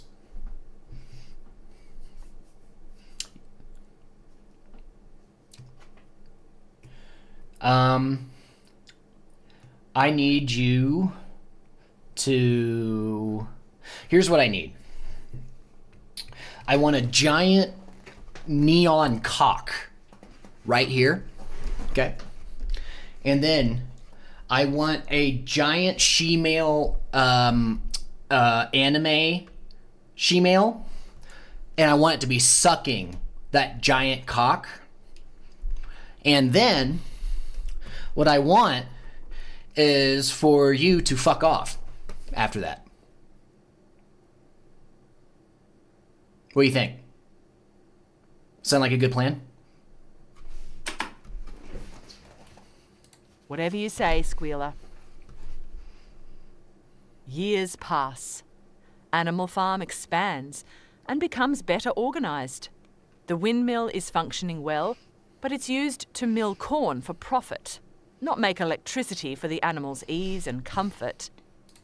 No, I really want you to make a giant fucking cock with an anime she-male sucking on it, and then I want you to go fuck off. Few animals now remember the rebellion, Snowball, or Boxer. But they all retain pride in the farm and faith in Old Major's vision. All except Benjamin. He's seen too much in his time. Mm-hmm. One day, Clover raises the alarm. The pigs are walking on their hind legs. Napoleon is carrying a whip. The sheep have a new song, and the 7 commandments have now become one. All animals are equal, but some animals are more equal than others. From then on, all the pigs carry whips. No, it's literally what I want you to do. Why would I be insulting you? Dress in human clothing and use human gadgets. When the pigs invite the neighbouring farmers to tour Animal Farm, their dinner is a raucous affair. When the animals peep through the farmhouse window, they witness the pigs and men raising a toast to their new friendship. In a brief speech, Napoleon announces some changes, including the renaming of the farm to the Manor Farm. Hang on, isn't that similar to its original name? Thank you. Can anyone remember? As the animals look on, they witness a chilling transformation. The faces morph. That's pretty poor sale. It's impossible.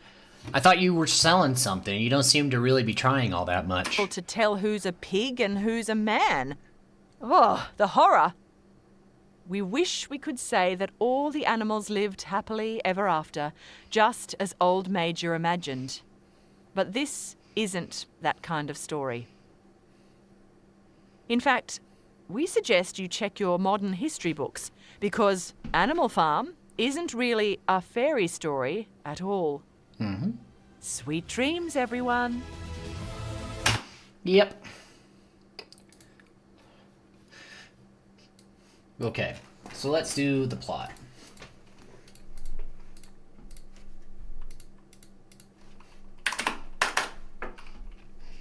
Mm-hmm.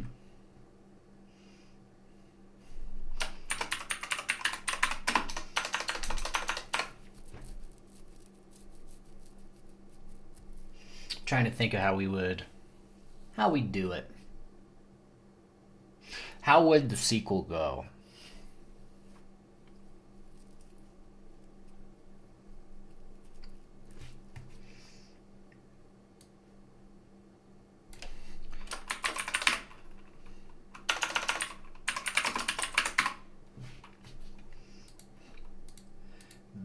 Okay, it's fair.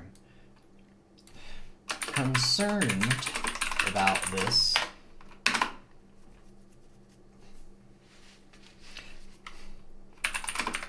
The pigs steal a copy and read it.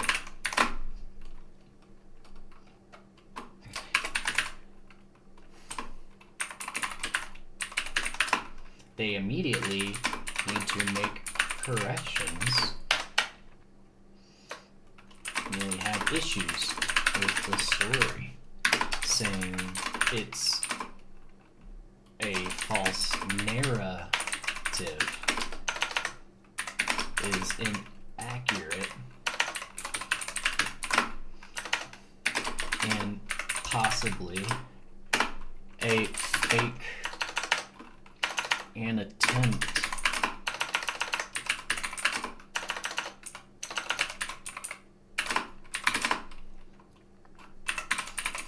mining the pigs' authority.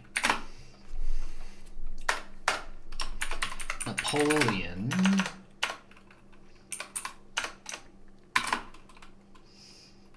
wants the book to be banned. It is a lie. It is a lie and conspiracy created by the, not fake news. I'm trying to think what would be the conspiracy created by the enemies of Manor Farm. Squealer.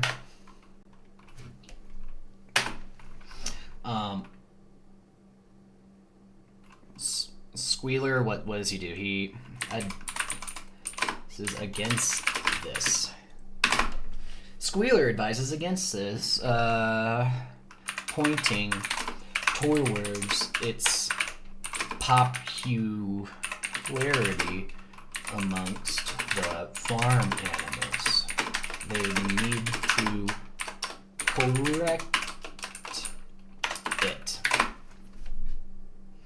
correct it.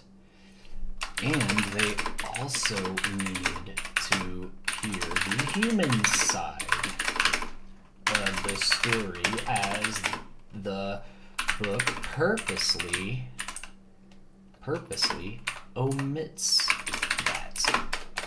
So the pigs, along with the humans' help,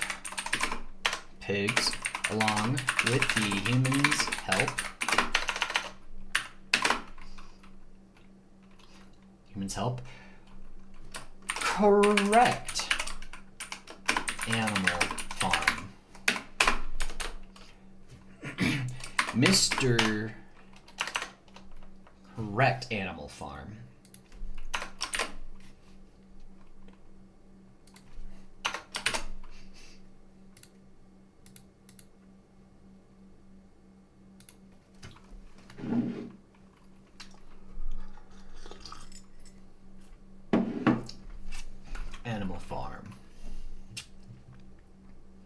trying to think of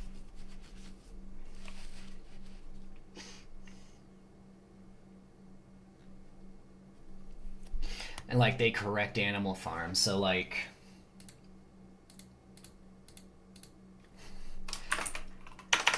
what was it? What could we say? Old Major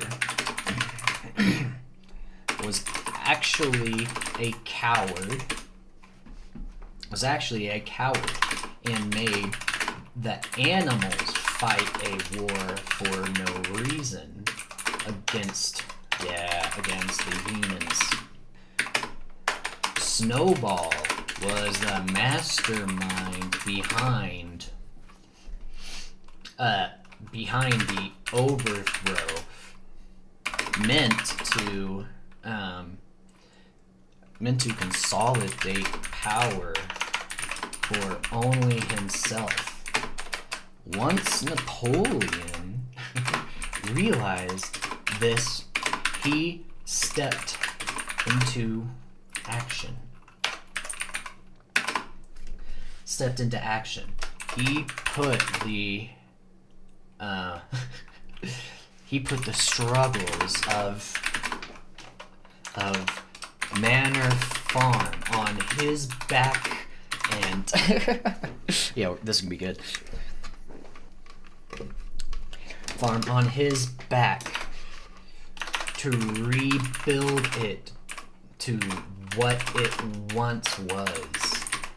The great and glorious past of Manor Farm. Yeah! Hell yeah. Past of Manor Farm. Glorious past of Manor Farm, and how Snowball and those loyal to those traitors are the reason why the Animal Farm is struggling.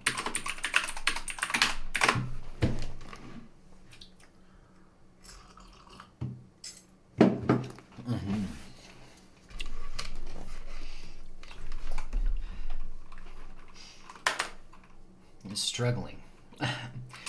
They rewrite it. Correcting the history.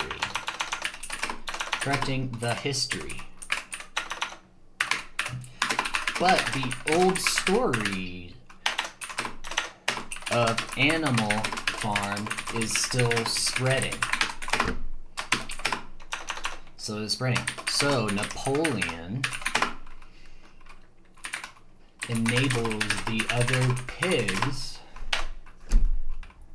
along with humans, to monitor Manor Farm, to see who is a secret agent of Snowballs.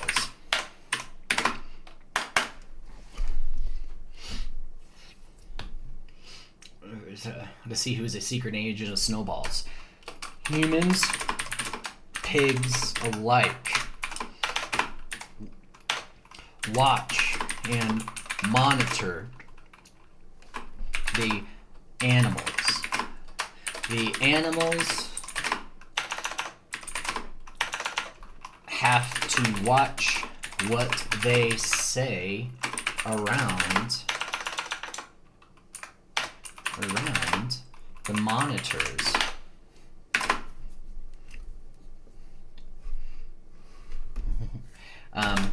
When an animal speaks out against the rules, the monitors, and Napoleon himself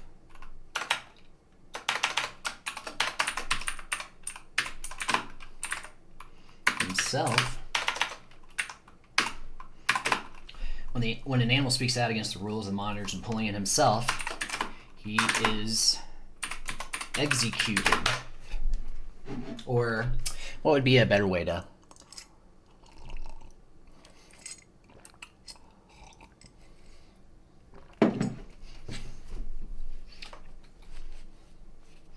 He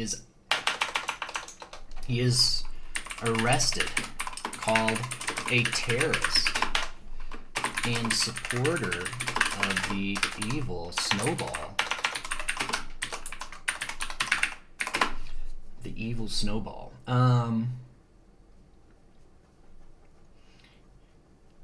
Evil Snowball. The pigs and humans then tell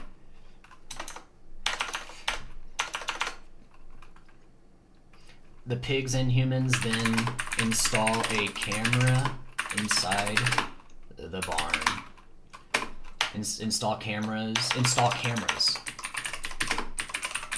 The barn and farm, where the pigs and humans watch the animals every move. I think that's a good plot. Let's see. Plot: a sequel to Animal Farm, where a book called Animal Farm. Okay, let's see. So this is just the test. Hogwash plot: a sequel to Animal Farm, where a book called Animal Farm is quickly spreading across Manor Farm. Concerned about this, the pigs steal a copy and read it. They immediately have issues with the story, saying it's a false narrative. It's inaccurate. It is inaccurate and possibly an attempt to undermine the pig's authority from outside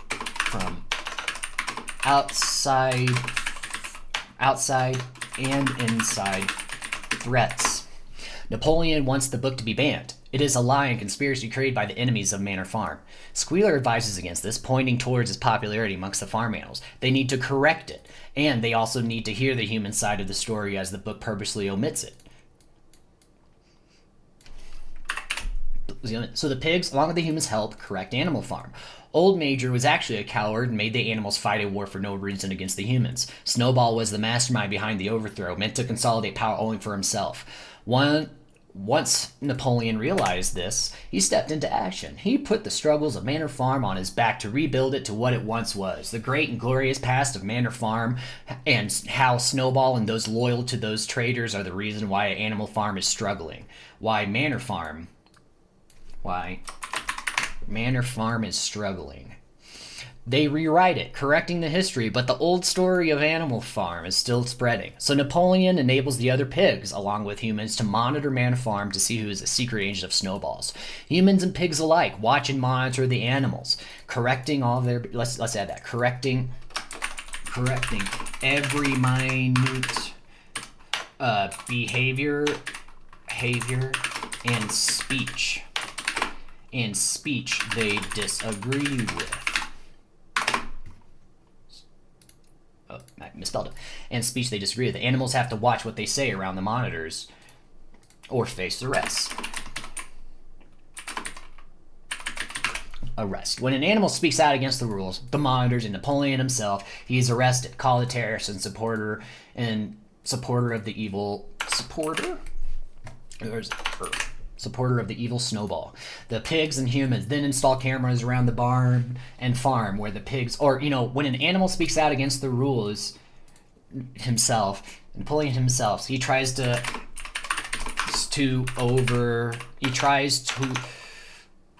create a rebellion to overthrow the pigs and humans.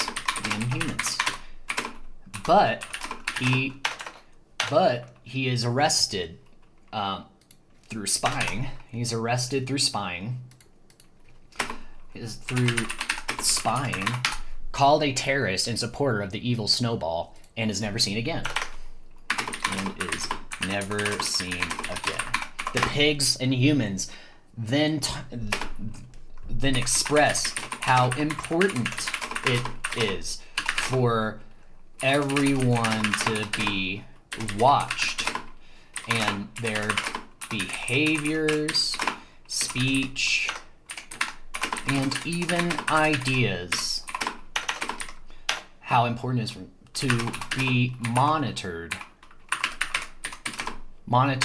to protect the animals of Manor Farm. So the pigs and humans install cameras around the barn and farm, where the pigs and humans watch the animals' every move. Okay, I think that's good. Hogwash. Let's test that. This is what I'm a loser, and I don't have any friends, so I asked Claude. What do you think of this rough draft synopsis for a sequel animal farm.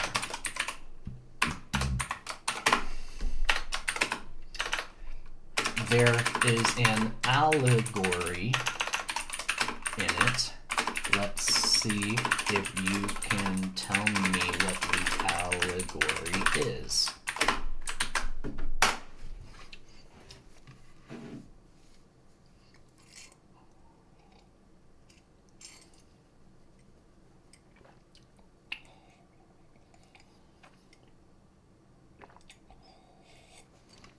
Let me get some more, hold on.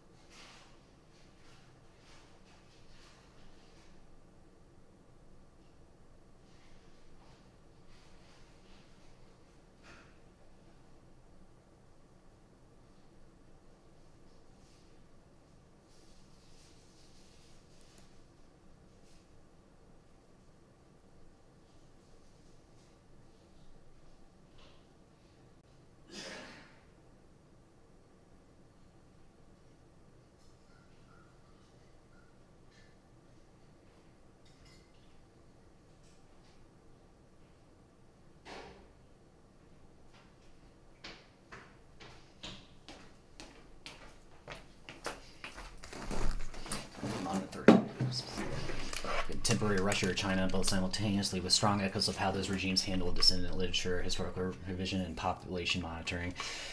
The specific allegory threads: the pigs discovering the animal farm and correct, and it mirrors how authoritarian states respond to banned or subversive texts. Russia, erasure of Tiananmen.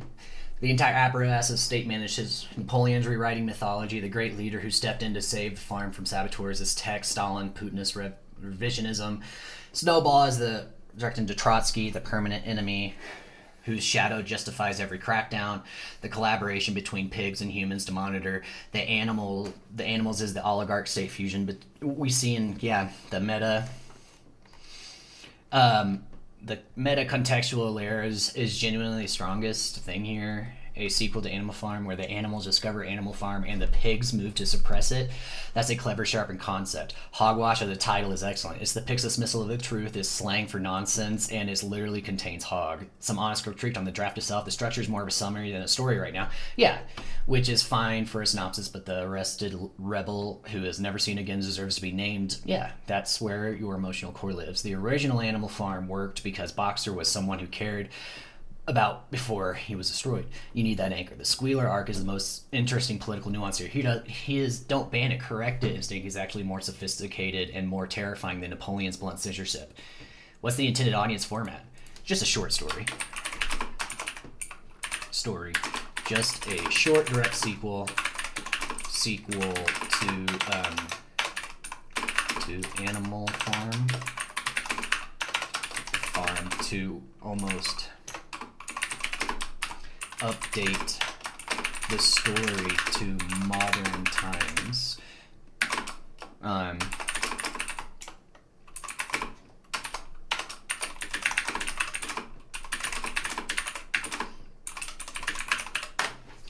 Give me a second.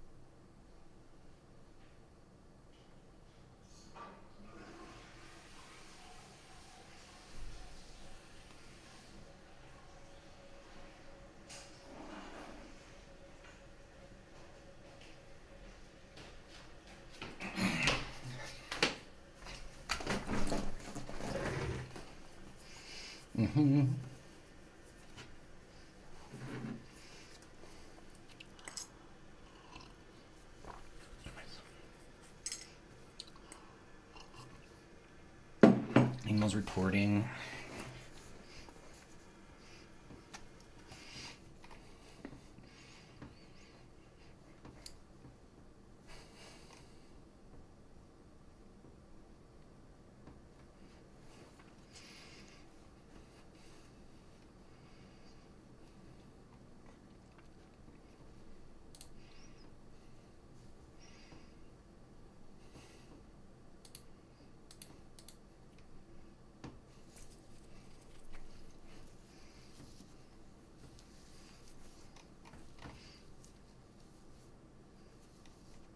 Oh, I like that, yeah.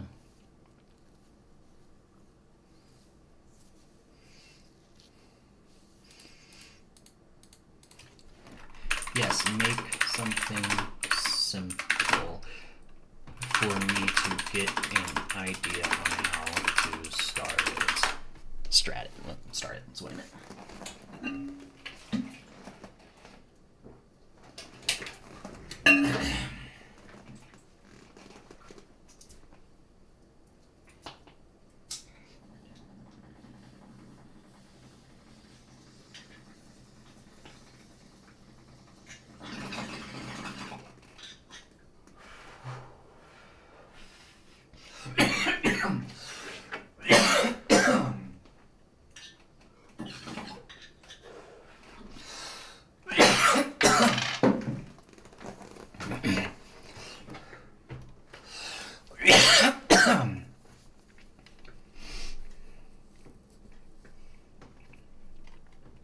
No, I don't like that.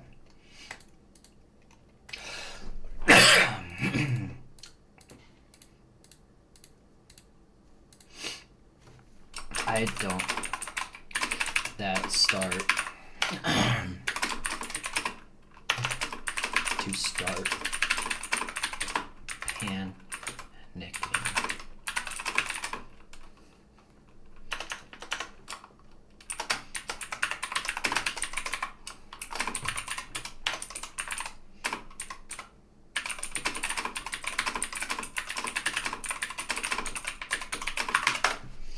Okay, hold on. Excuse me.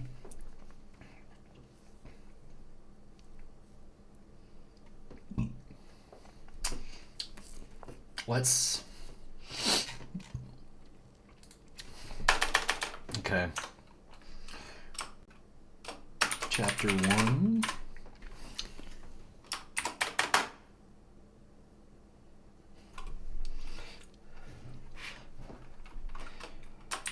A book is all it was. It was all it was. Words on paper.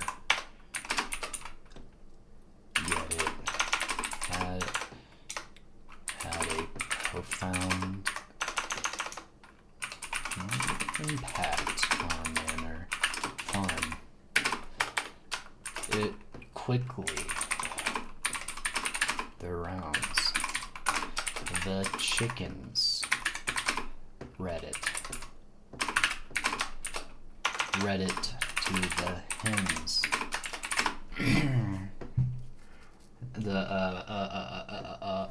Hold on.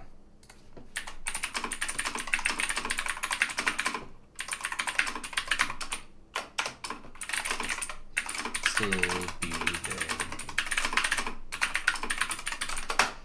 Hold on.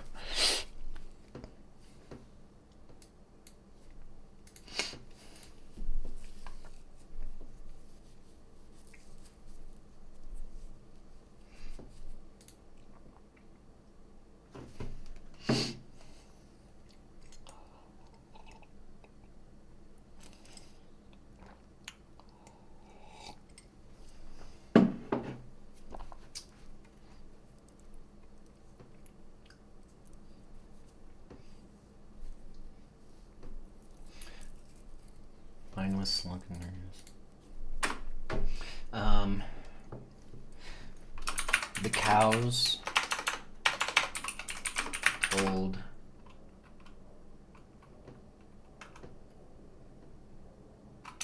okay.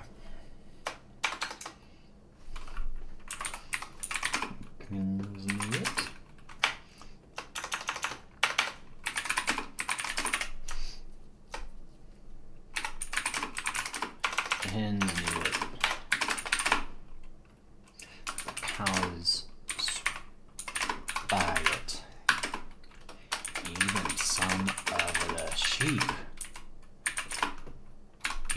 beginning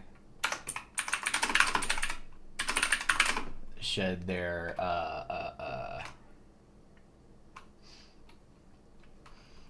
wool. Yeah, but it's not their wool. Like, I don't know. They're not. They don't have coats. They're when they understood. When they understood. Understood it. Panic. Side.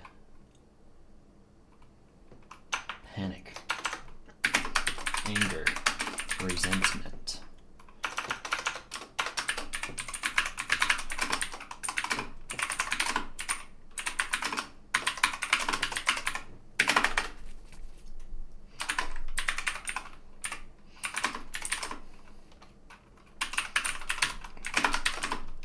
Story of lies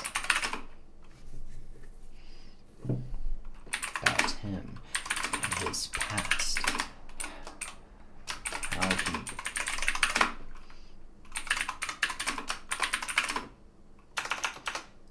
he farm turned into farm. A hero turned villain. And this fake and this not fake news but fake turned villain in this fake what's another term for story? Like, what would be another term that we could use? A different term for story. Tale. This fake tale turned villain in this fake tale called Animal Farm.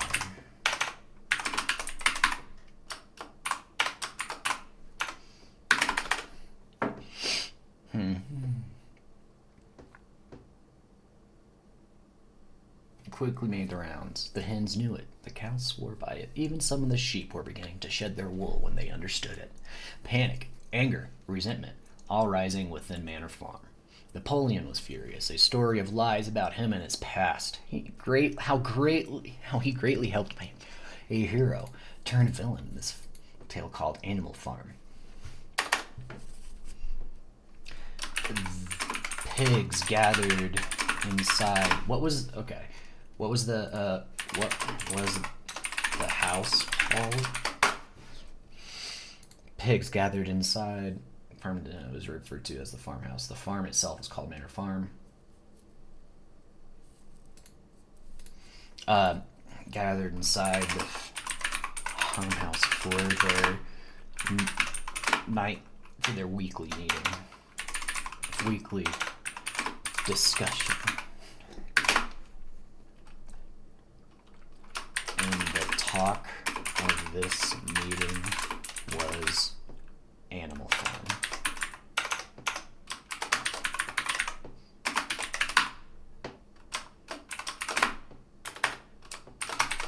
How dare they tell these lies about me and my great achievements?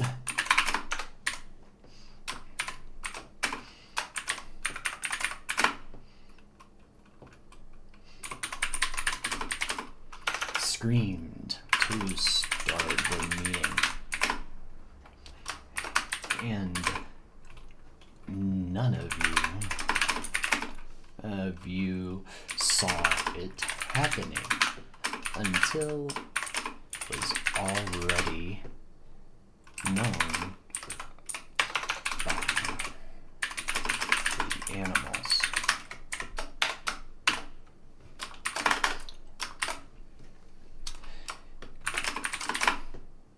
It is a difficult task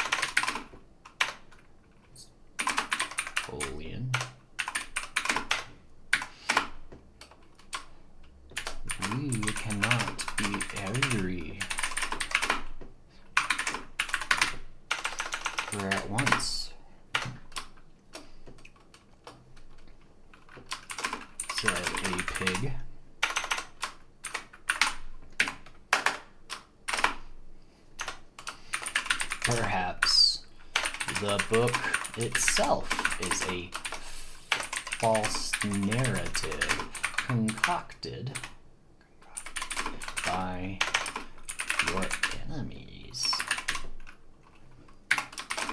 said a human.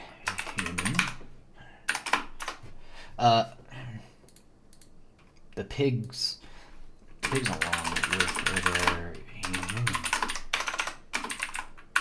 lies gathered inside the farmhouse for their weekly discussion, and the talk of this meeting was Animal Farm. How dare they tell these lies about me and my great achievements?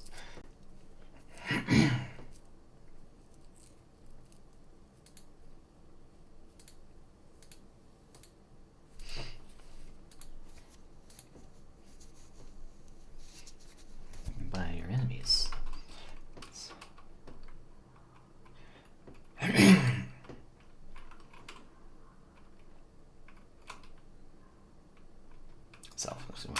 Napoleon was irate.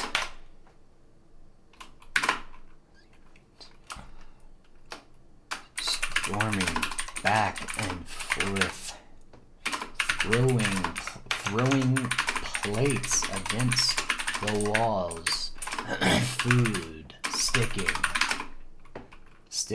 and sliding down, leaving streaks against the paper.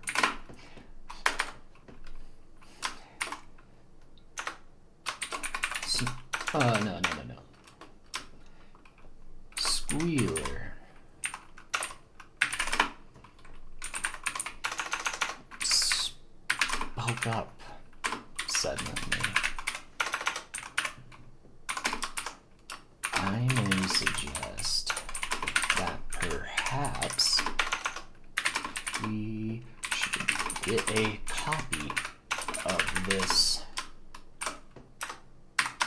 Animal Farm and correct the lies within it.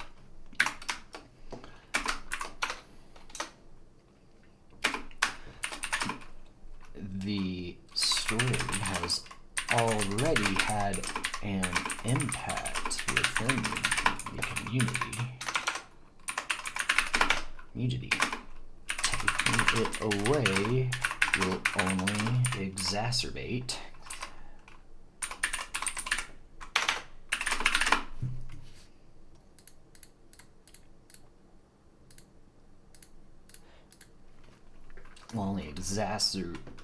exacerbate these feelings they have.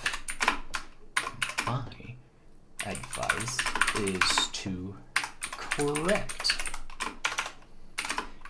this Animal Farm to how the history of Manor Farm truly happened.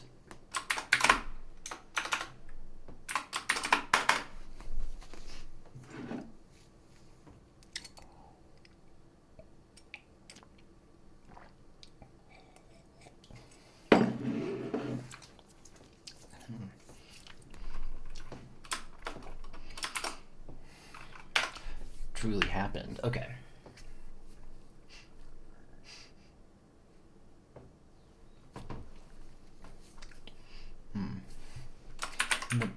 Napoleon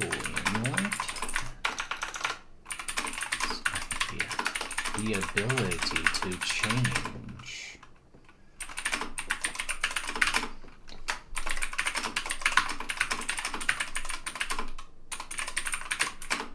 Changing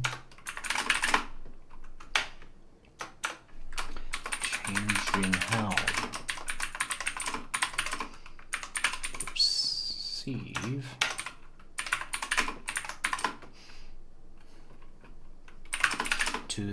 to the actual way how it should be viewed. Humans too knowing that the animals despised them due to the history on Manor Farm. If the humans and pigs explained what really happened, then if the humans and pigs explained what really happened, let me see. Napoleon liked this idea, the ability to change the history of Manor Farm to the correct version. To change the history of the correct versions. Changing how the animals may perceive him to the actual way how he should be viewed. That humans like this idea too, knowing that the animals despise them due to the history on Manor Farm. If the humans and pigs explain what really happened, then the sentiment around the entire farm animal community will change.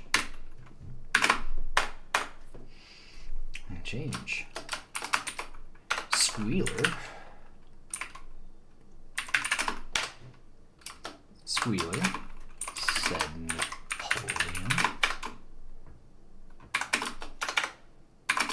I am tasking you with acquiring a copy of this Animal Farm for us to review.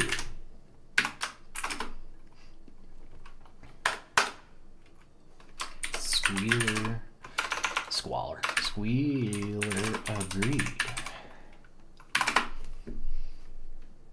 Squealer agreed, and the meeting was then dismissed. Chapter 2. Super simple chapters.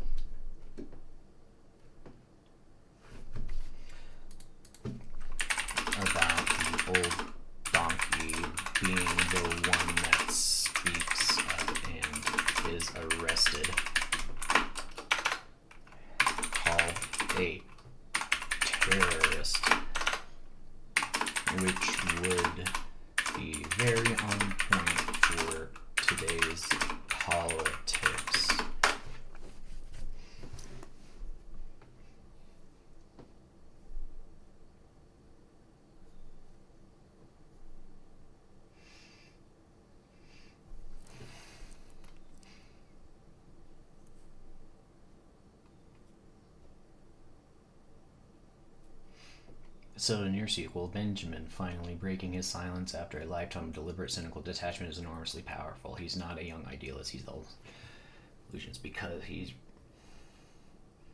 recognizes exactly what the correction is. He's seen it all before. He knows how it ends and he speaks. The one who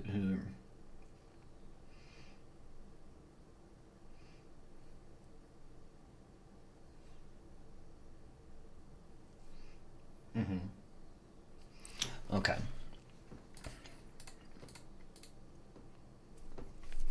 All right. Benjamin was lying in the barn a dreary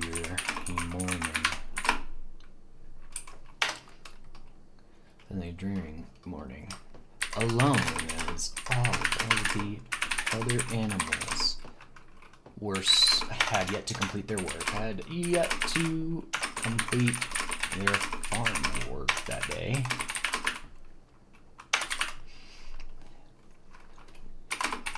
Pulled out something he had hidden under his straw bed. A book with the title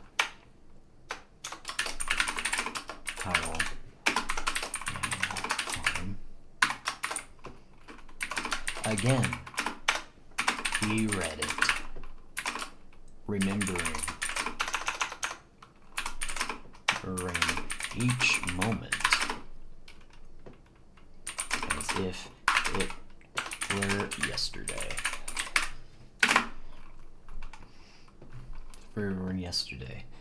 Each line a memory. Each line a memory. Line a memory, each sentence a nightmare.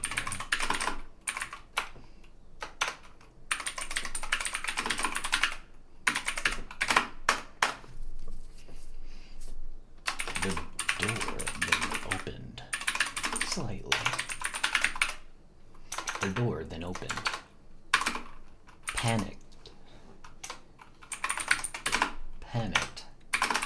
Benjamin hid.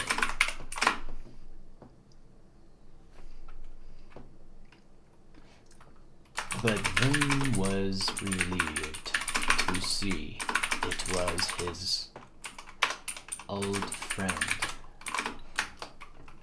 Don the sheep.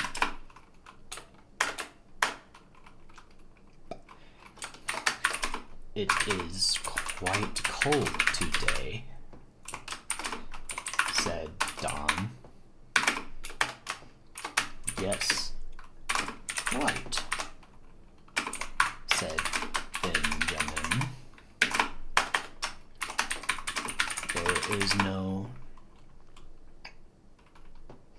There is no feed in the trough.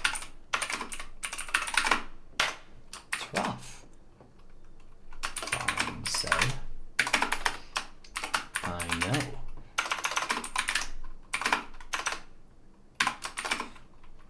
Replied Benjamin. The pigs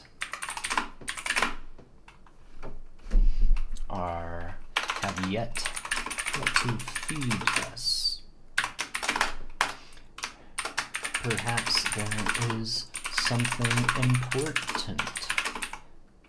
Have yet to feed us this evening.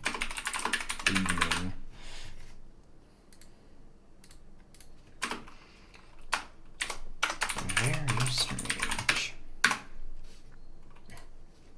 Important happening. Something more important happening.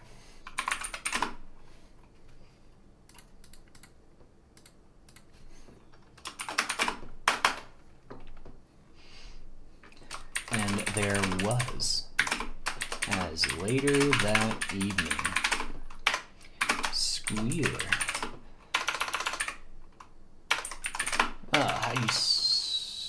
I can't spell. Squealer gathered the rest of the farm animals in the barn and had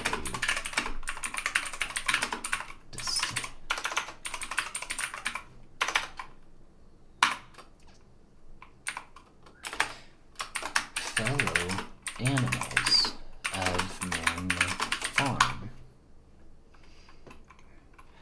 Fellow animals, comrades of Manor Farm. Manor Farm. Squealer started. It has come to the attention of the pigs that there is activity happening within the farm. A lie being spread about the history of our great farm and how fellow animals, comrades of Manor Farm, Squealer started. It has come to the attention of the pigs that there is terrorist activity happening within the farm, happening within the community. A lie is being spread about the history of our great farm.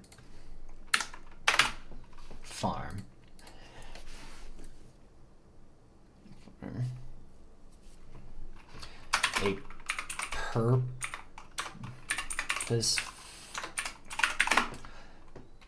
I think that was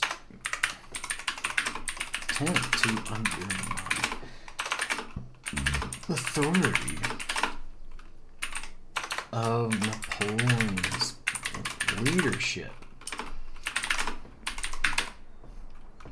Falsely tells how that falsely villainizes Napoleon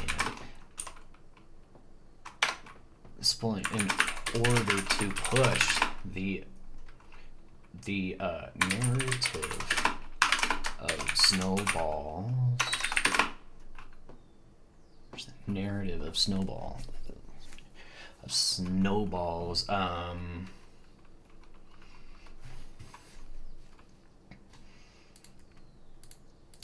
Okay. Fellow animals, comrades of Manor Farm, Squealer started. It has come to the attention of the pigs that there is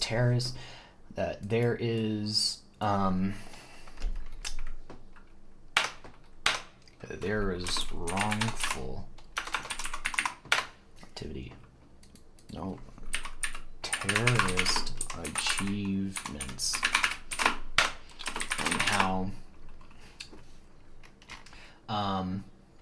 And how it falsely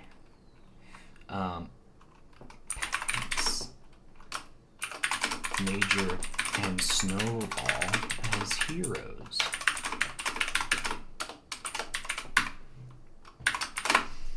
A lie is being spread about the history of our great farm. A purposeful attempt to undermine the authority of Napoleon's leadership that falsely villainizes Napoleon in order to push the narrative of Snowball's terrorist achievements and how it falsely paints old Major and Snowball as heroes of the farm.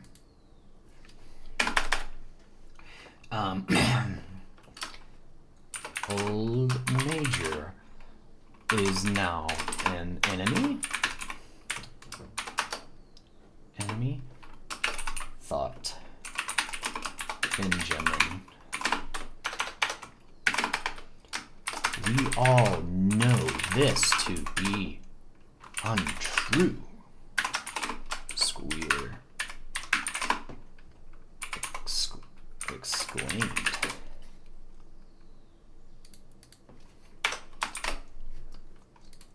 exclaimed.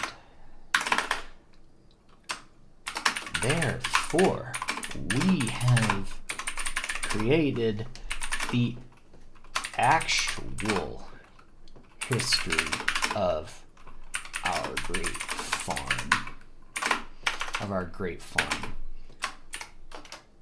Rewritten for historical accuracy.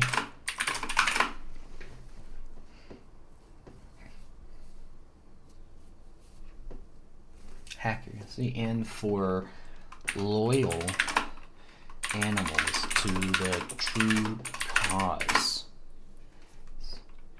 This is the accepted version of the so-called Animal Farm. Any animal caught with the uncorrected terrorist supporting version of our great history on the farm will swiftly be arrested.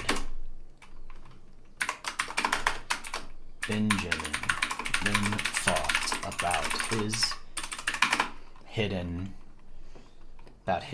version. Snug under his straw. He then grabbed the corrected version and began to read. Corrected version began to read. Will be arrested. Anyone who turns in their contraband now will not face any judgment.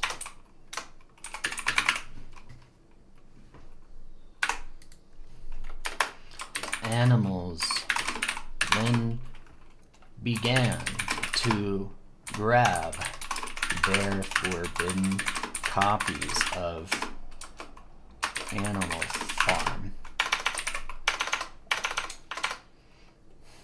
And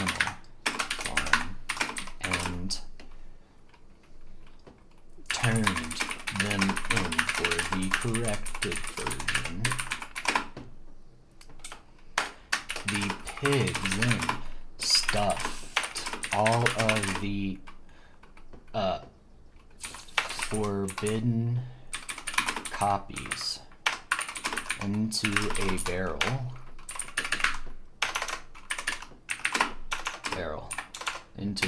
into a wheelbarrow.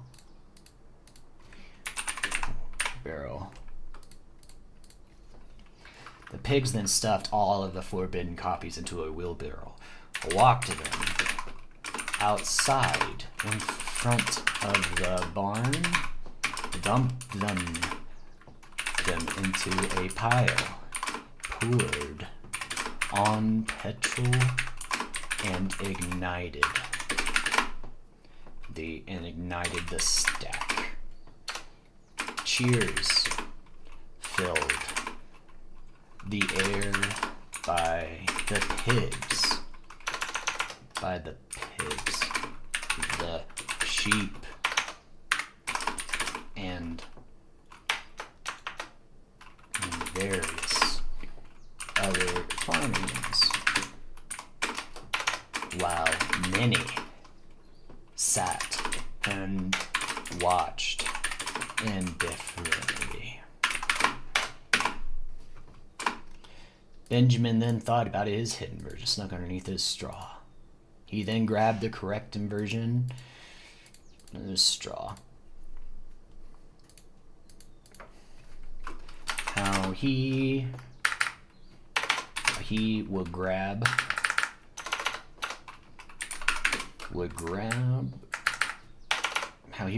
the corrected version and begin to read. Read it for his nightly ritual.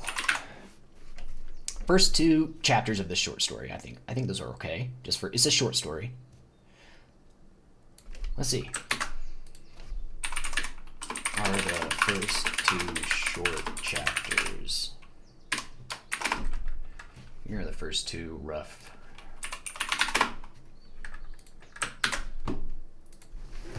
Hold on, be right.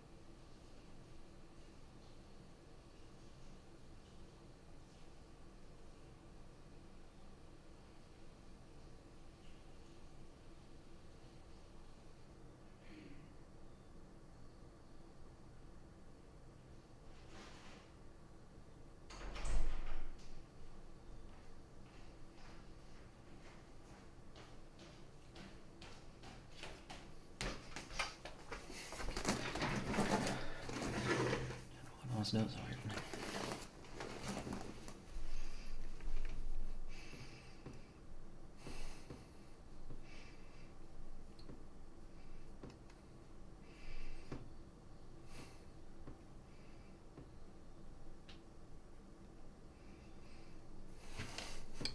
Visibly emotional.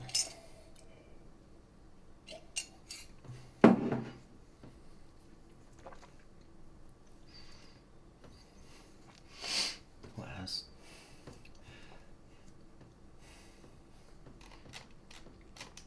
Okay. Began to read the new version. Okay.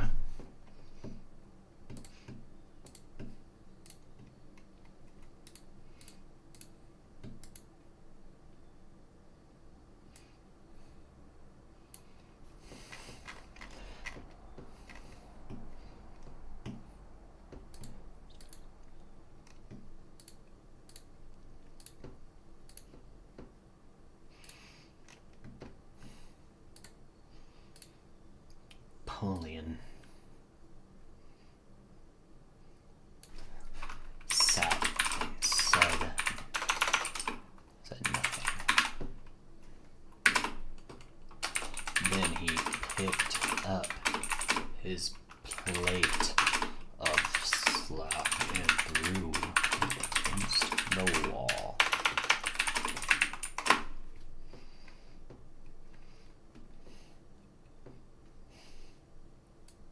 Sheep were beginning to shed their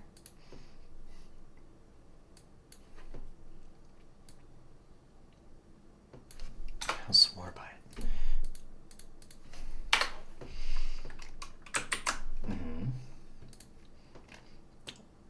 it. Hold on.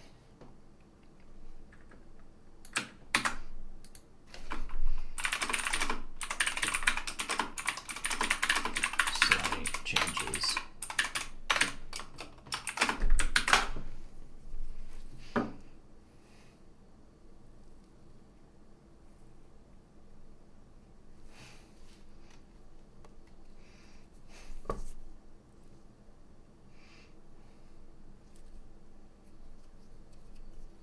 Okay.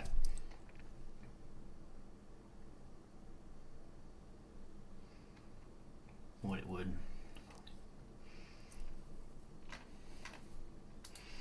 Then said nothing.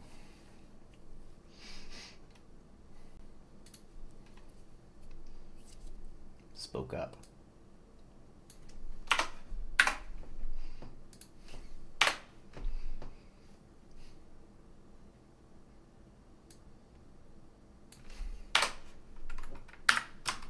See, perhaps we should acquire a copy of this Animal Farm and correct it, he said.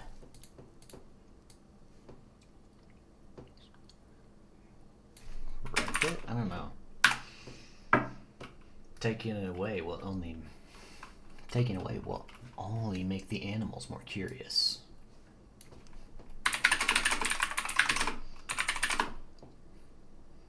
Curious about it.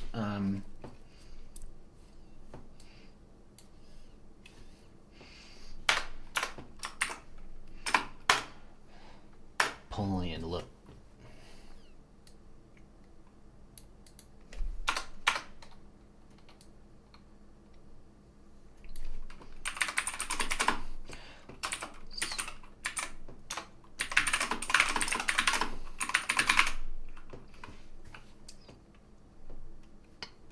One moment.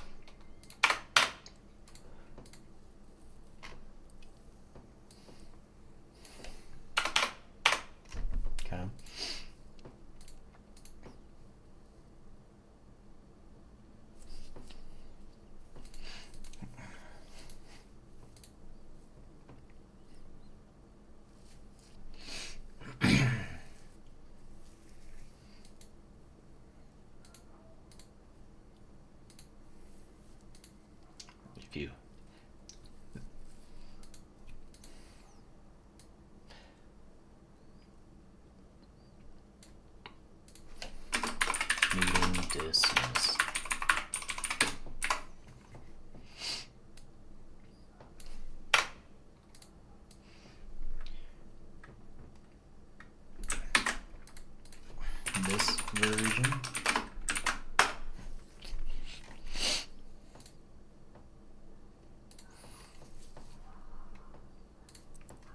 Saying Middle from the ability to change the history of man is still there and is still a problem. It's a narrator explaining Napoleon's thoughts and motivations. Oh, okay. So they don't do that. First screening.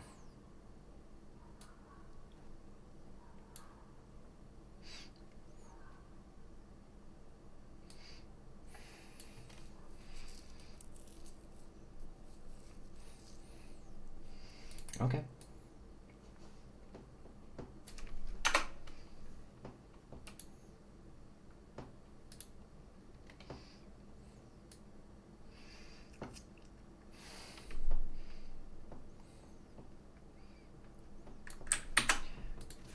This.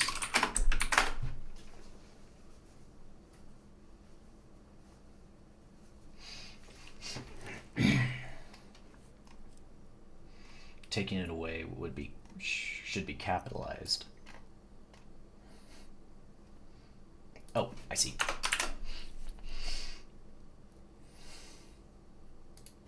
Meeting dismissed. Okay, so let me put this up.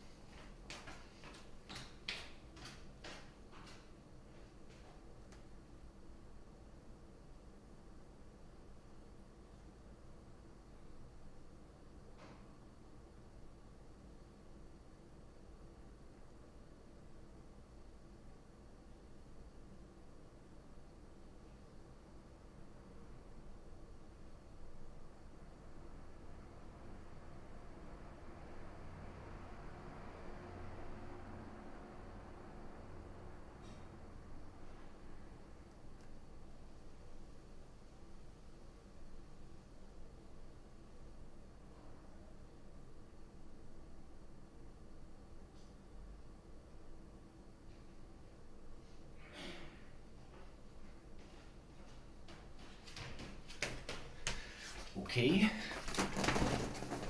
Let's read chapter 1 now. A book is all it was. Words on paper, yet it had a profound impact on Manor Farm. It quickly made the rounds. The hens knew it. The cows swore by it. Napoleon was furious. A story of lies about him and his past, how he greatly helped Manor Farm, a hero turned villain, in this fake tale called Animal Farm. The pigs, along with their human allies, gathered inside the farmhouse for their weekly discussion, and the talk of this meeting was Animal Farm. How dare they tell these lies about me and my great achievements? Napoleon screamed to start the meeting.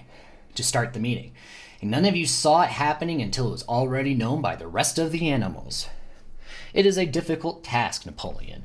We cannot be everywhere at once, said a pig. Perhaps the book itself is a false narrative concocted by your enemies, said a human. Napoleon sat and said nothing. Then he picked up his plate of slop and threw it against the wall. Squealer spoke up.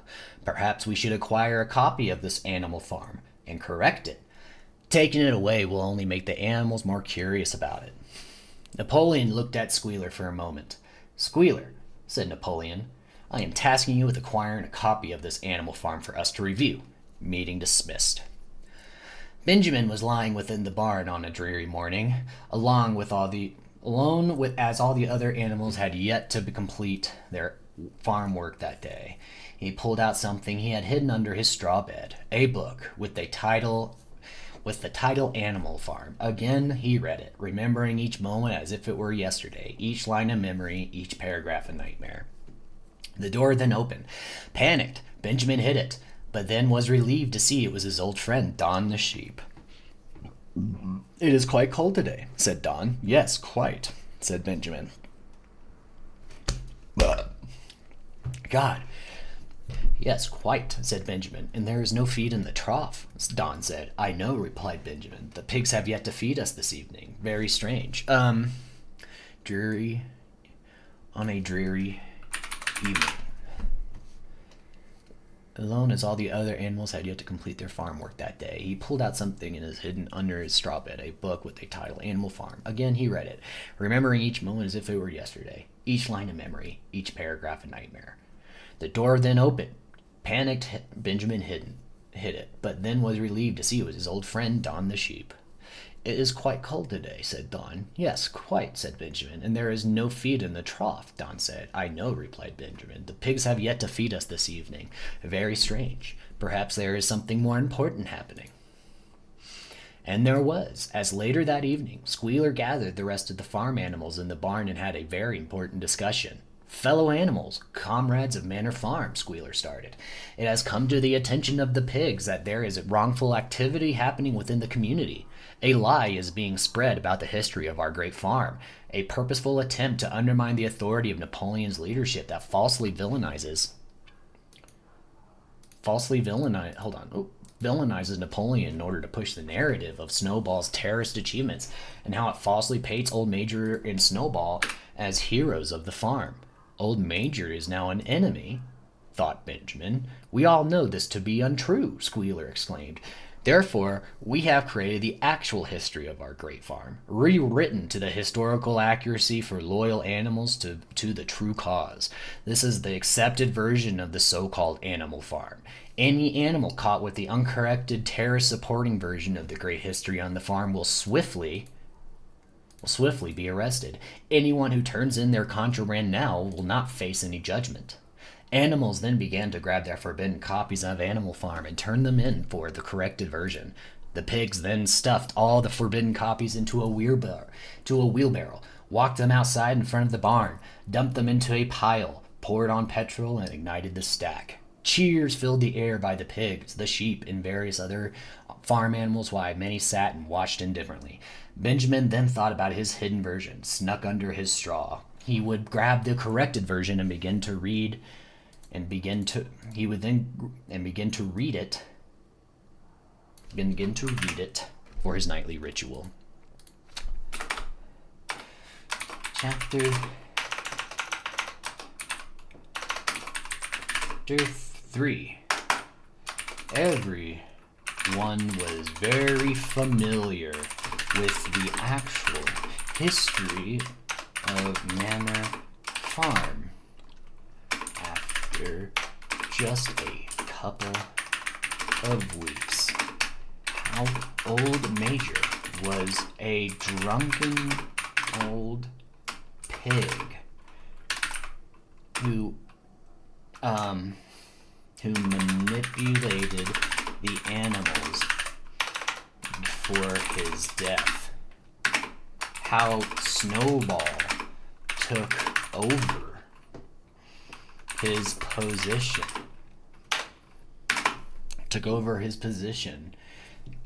How Snowball convinced the animals that the humans were evil. In order for him to take power. How Napoleon greatly defeated Snowball in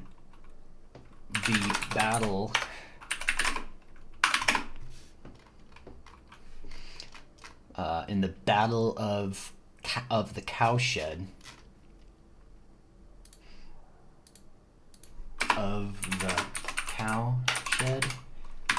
And how Snowball came back again. Battle of the Cowshed. And how Snowball came back again. For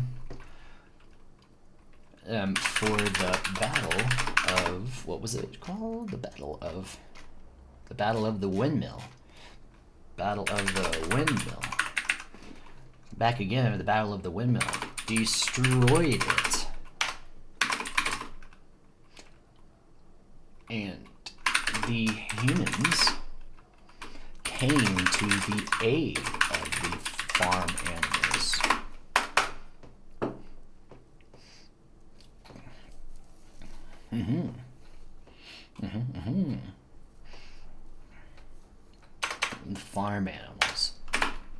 how Napoleon himself rebuilt the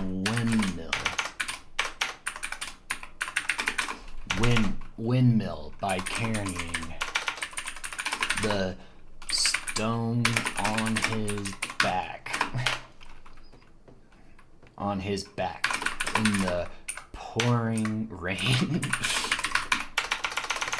The pouring rain. Benjamin knew this. The pouring rain. Everyone was familiar with the actual history of Manor Farm after just a couple of weeks. How Old Major was a drunken old pig who manipulated the animals before his death. How Snowball took over his position. How Snowball convinced the animals that the humans were evil in order for him to take power. How Napoleon greatly defeated Snowball in the Battle of the Cowshed, and how Snowball came back again for the Battle of the Windmill, destroyed it, and the humans came to the aid of the farm animals. And the farm animals. And the farm animals. How Napoleon himself rebuilt the windmill by carrying the stone on his back in the pouring rain. In the pouring rain. Don, the sheep, loved this version. Quite a tale, isn't it? He asked Benjamin. Yes, a tale indeed.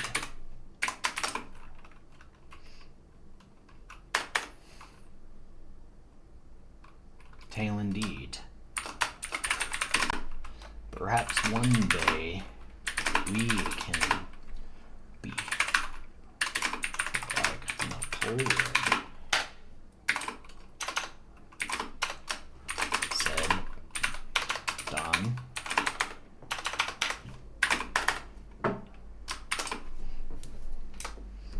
Perhaps,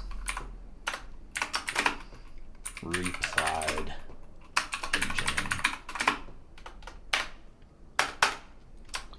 What is your favorite part? Benjamin thought for a second. How he knew Old Major as a wise pig. How he knew Snowball was injured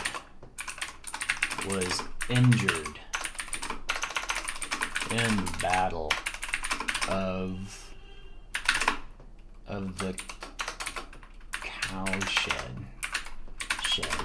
by the humans.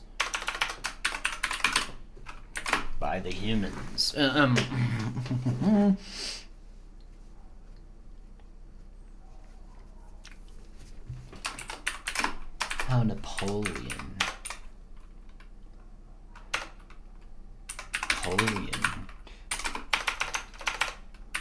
did nothing.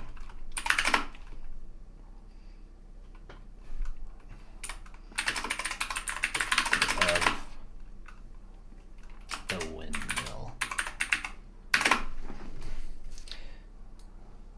Let me first see how this is a starter, though.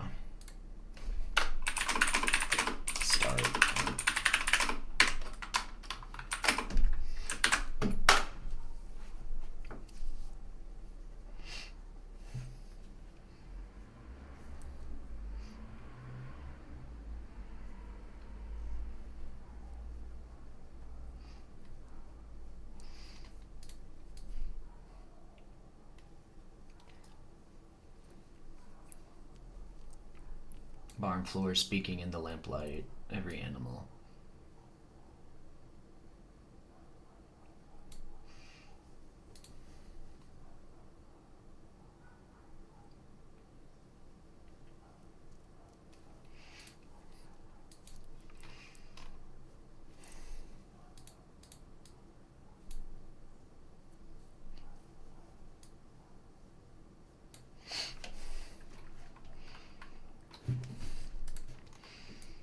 a second. How Old Major gathered the farm animals in the lamplight within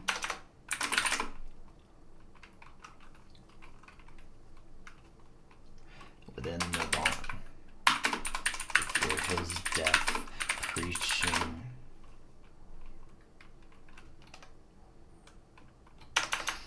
in the lamplight within the barn how Snowball led in the battle of the cowshed, and continued to fight. Yes, tale indeed, Benjamin said again.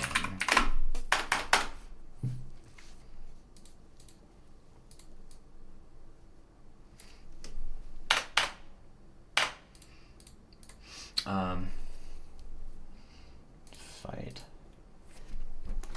And he actually carried the stones for the rebuild. Carried the stones to rebuild the windmill. Yes, a tale indeed, Benjamin said again.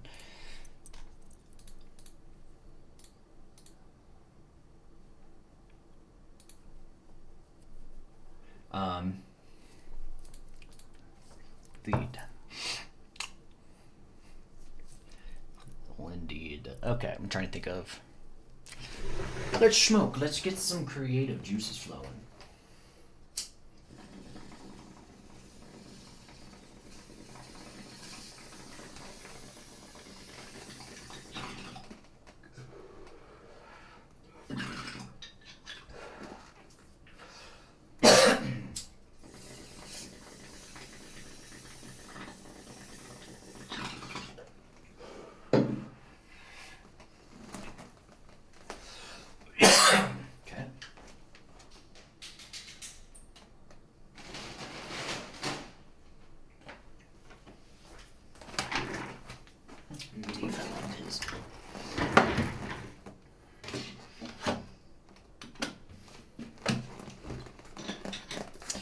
We can do another thing.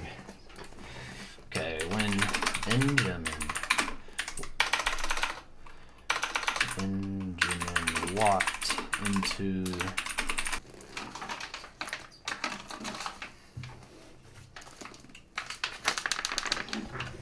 okay.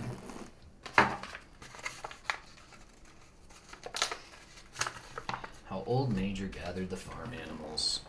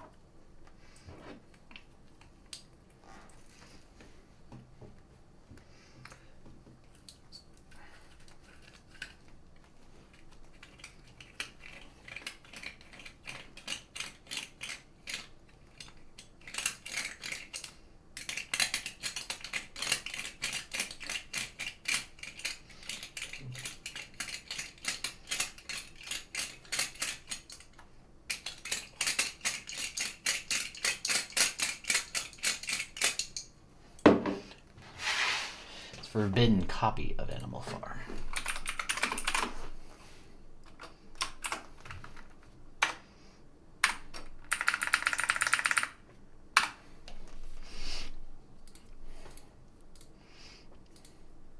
When Benjamin and Don went into the barn, they saw Squealer.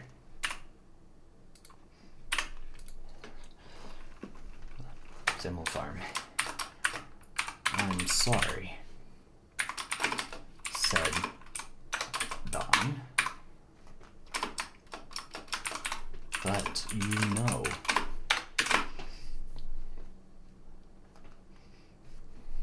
you know you did was wrong.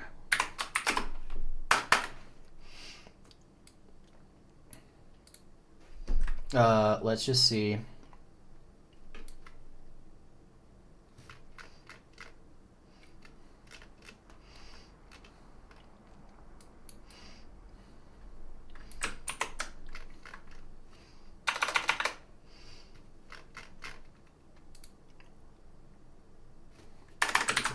Character notes.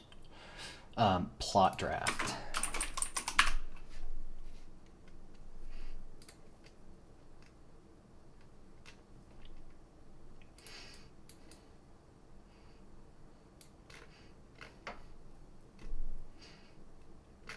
When an animal speaks out against the rules, the monitors.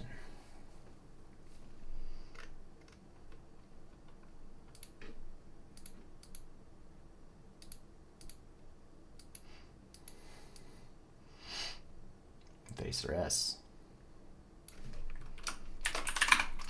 When Benjamin the donkey is found to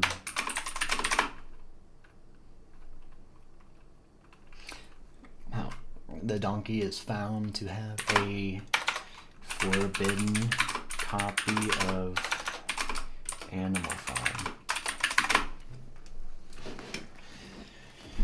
Animal Farm is swiftly arrested. The pigs use this as an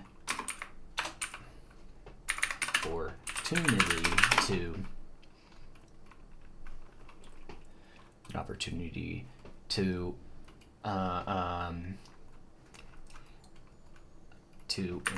instill monitors you out the farm.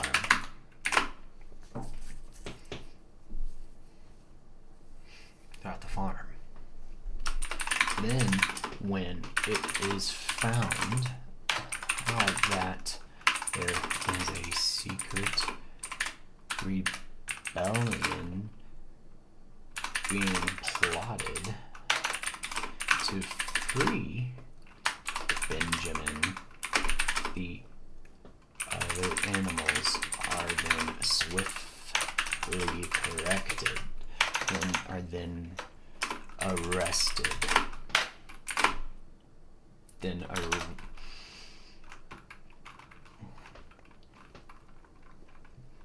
arrested, having one other animal's group being a spy.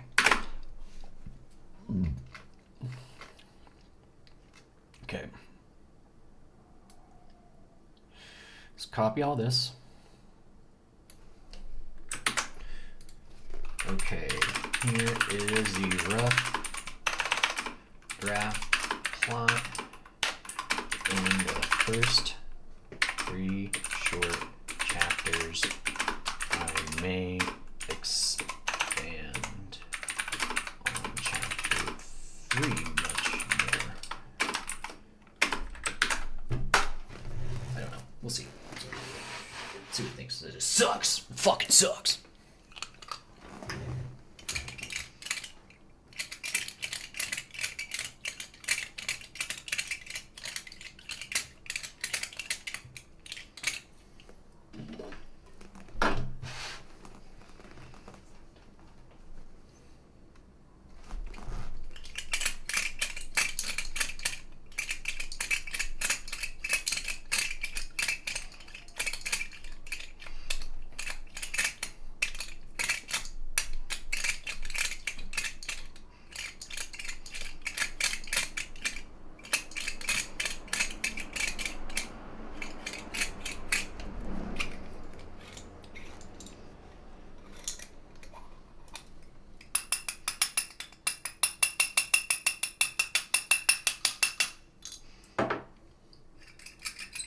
Sorry, y'all.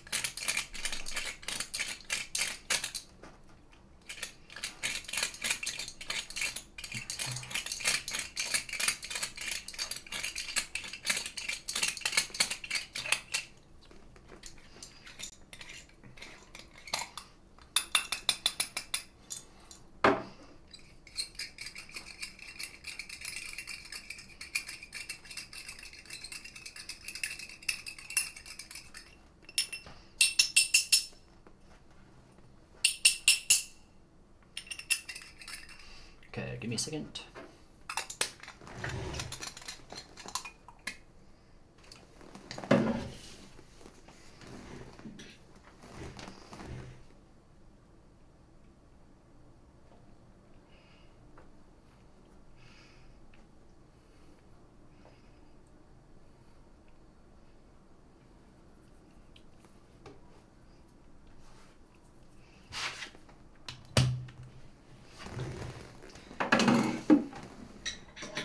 Hold on.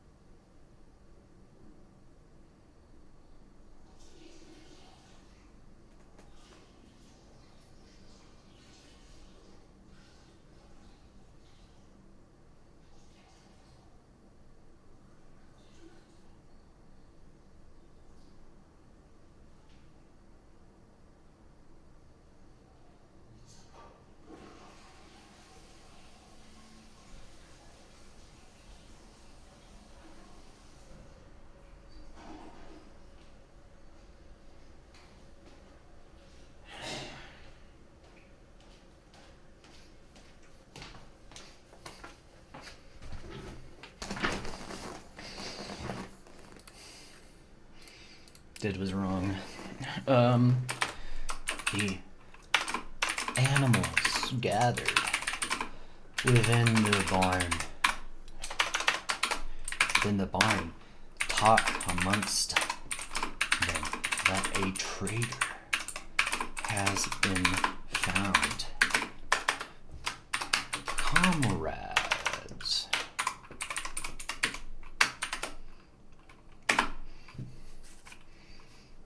Consider trimming.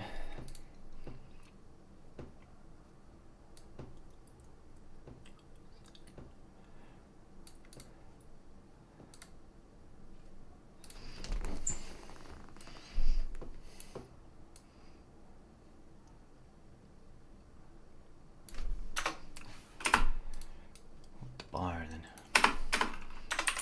And who actually carried the stones to rebuild the windmill? Yes, a tale indeed.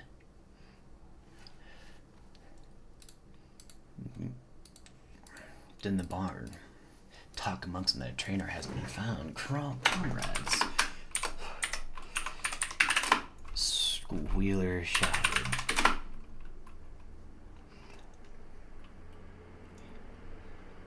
Shit. We have found a terrorist. Benjamin, old donkey.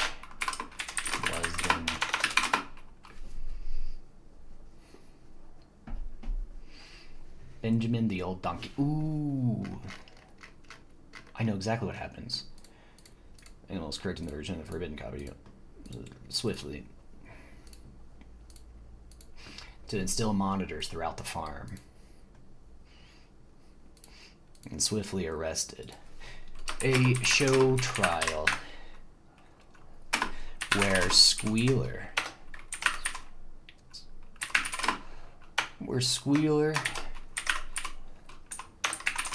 tells the other animals. Found a forgetting copy of betrayed by his friend on the sheep and is swiftly arrested. A show tells the other animals how Benjamin was preparing a secret plot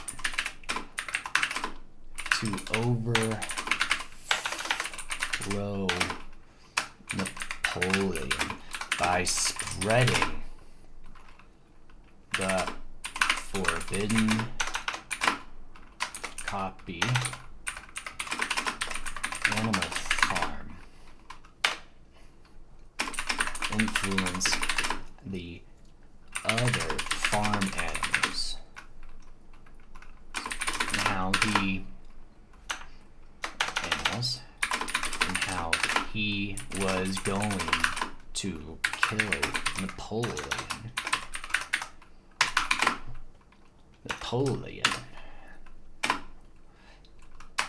Don is confused as he only reported the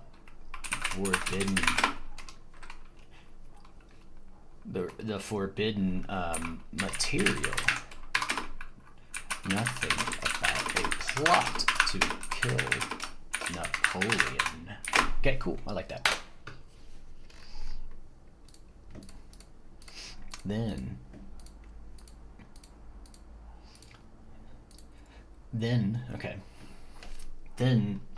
Don tries to rescue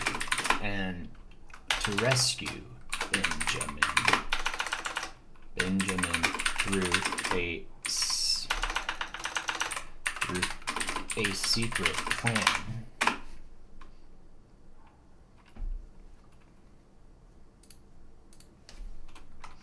Secret plan when it is found out.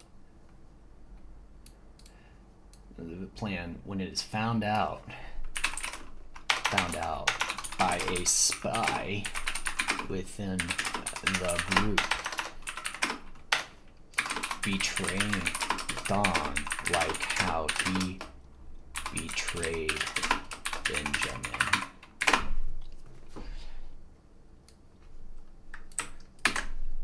Okay. About this draft for chapters 3 and 4.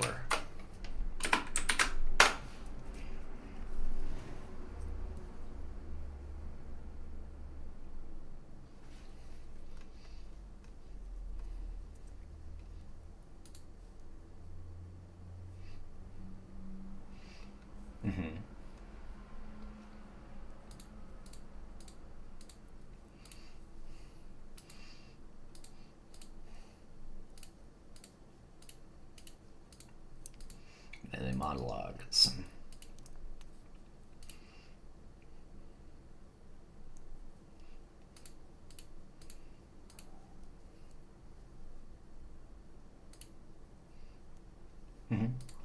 Okay, now I like that. Benjamin, the old donkey, was then brought out with chains to be seen by everyone there. This.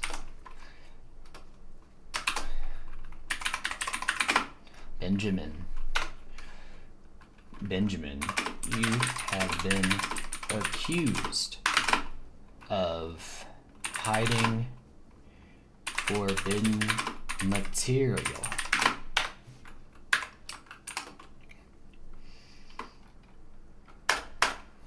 Don looked in shame as he watched his friend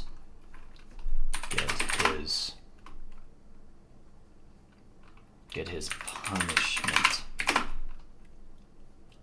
Don looked in shame as he material. It was then found that Benjamin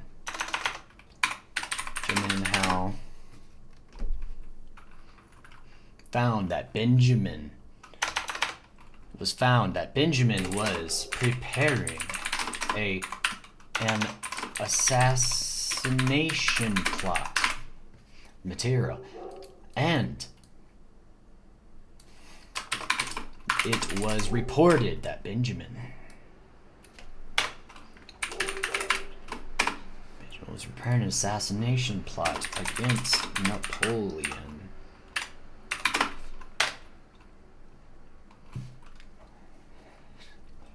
It's Napoleon. Don was then confused. He had only reported a forbidden material. There was nothing of plot? And how would an elderly donkey assassinate Napoleon?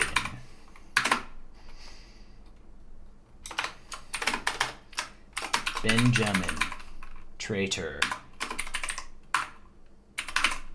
How do you plead to these charges? Squealer asked the defendant. Does it even matter? Does it even matter?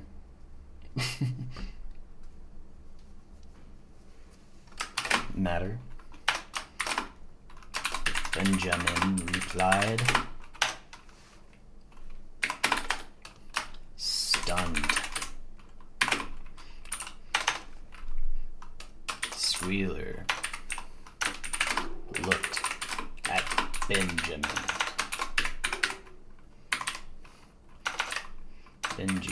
How do you spell? Oh, I'm an idiot. Benjamin. Then began to redden his face with anger before shouting, "Guilty."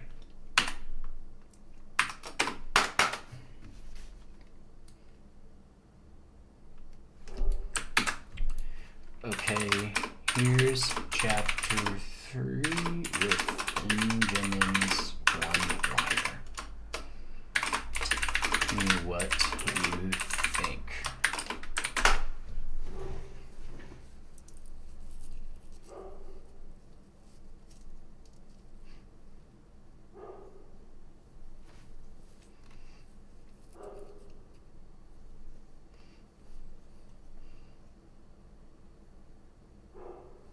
Exactly how it ends. It deflates the entire theatrical machinery of the show.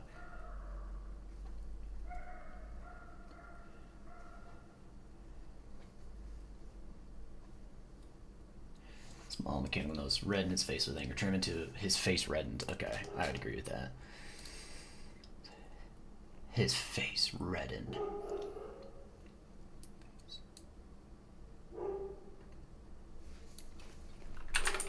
Face.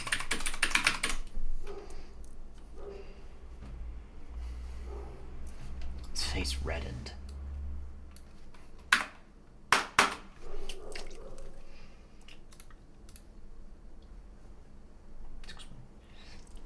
Don looked in shame. Don watched. Don.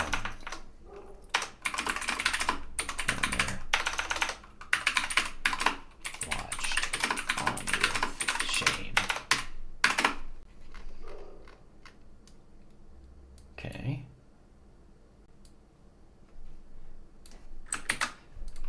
How's this version?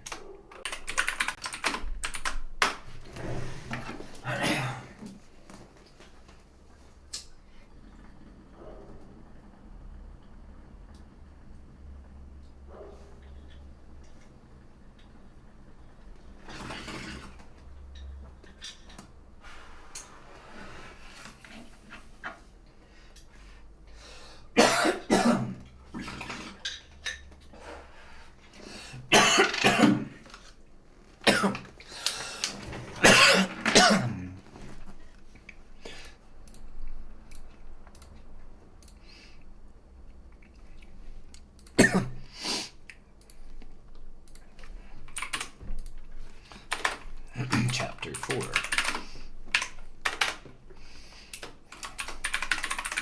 Laid in a cage outside in the cold night.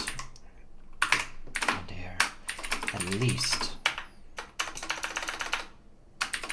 he had some straw. Thought.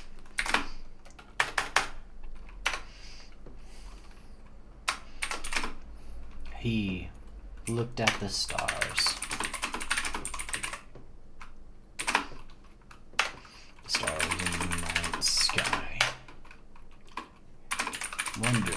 these. Okay, this would be the last time. Last time he would ever seen them. Then heard a noise, a crunch of brush. He turned and saw his friend who betrayed him, Don.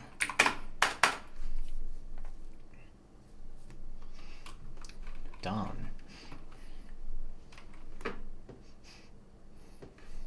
Benjamin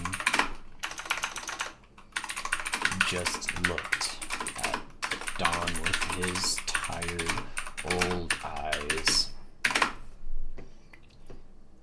Don with his tired old eyes. Then went back to staring at the night sky.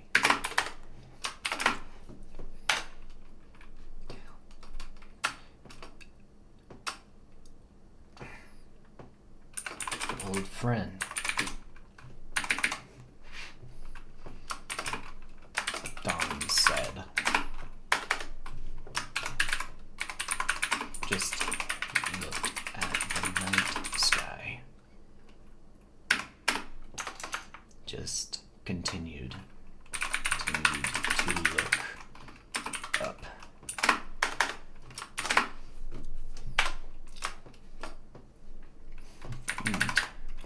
I thought what I was doing was right.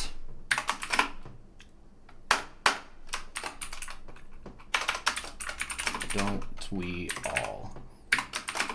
Said Benjamin.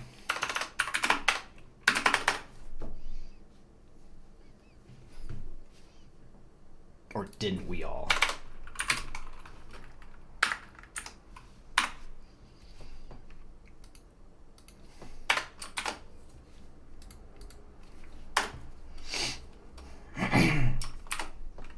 I don't understand.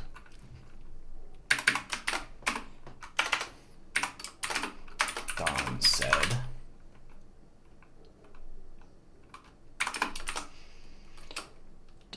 I reported you for your forbidden material, but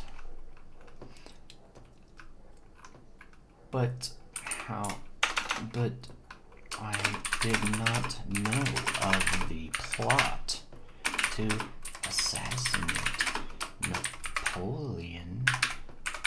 I then began to think about how you, of all farm animals,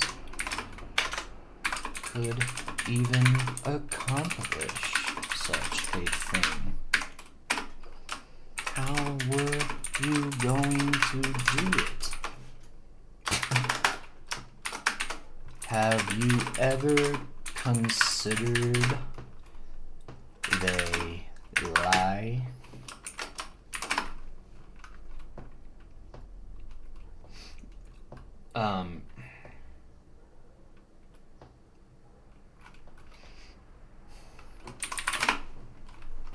Said Benjamin.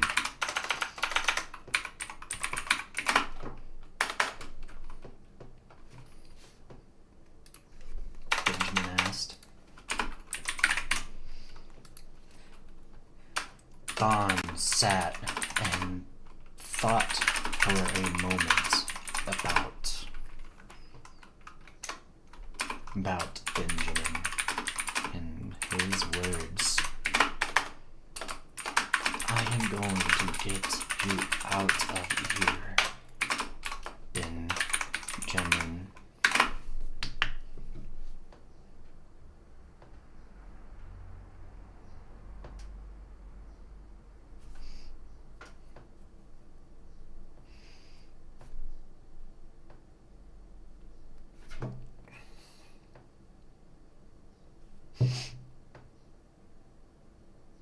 out of here, Benjamin. Promise.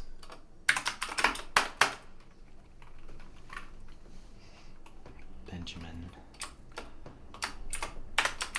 You're better off forgetting.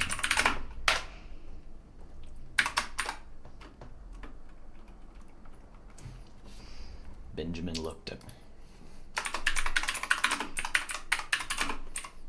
Dawn.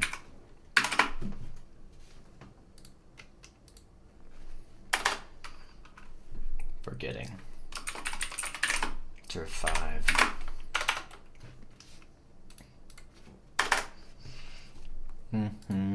Chapter 5.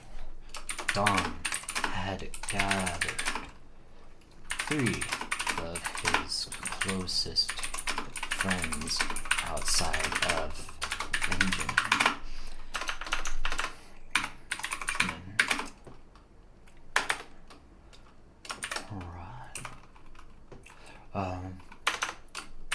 Roller, the hen,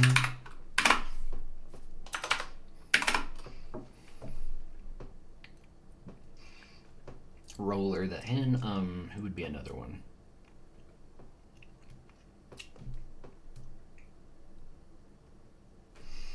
Polly.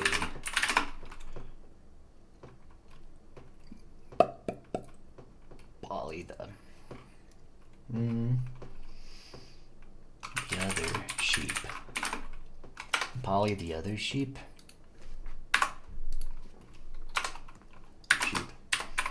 And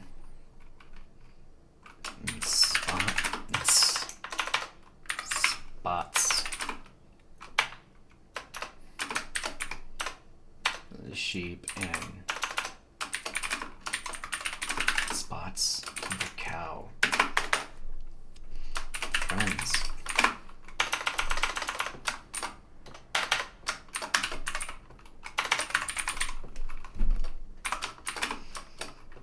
Dawn started.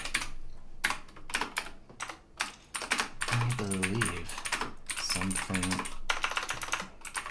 terrible is happening. I believe that Benjamin is innocent.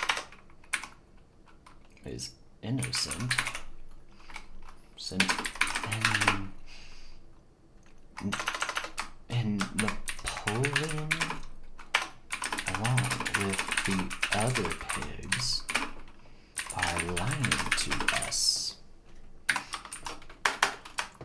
Be careful, Don. Roller becked.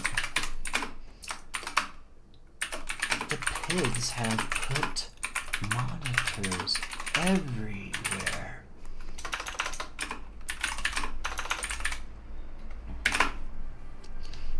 Everywhere.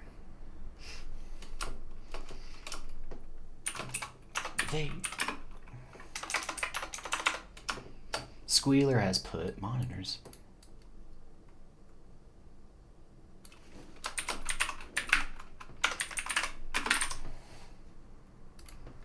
Everywhere. A pig could be hiding around the corner listening to our every word. Yes, it's quite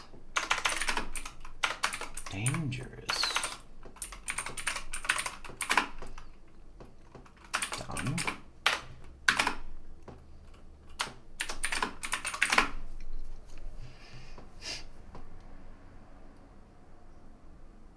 Could be put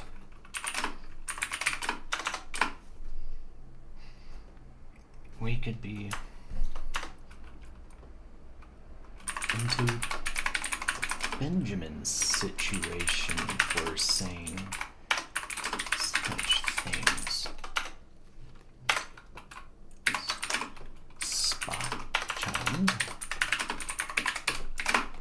Spots chimed.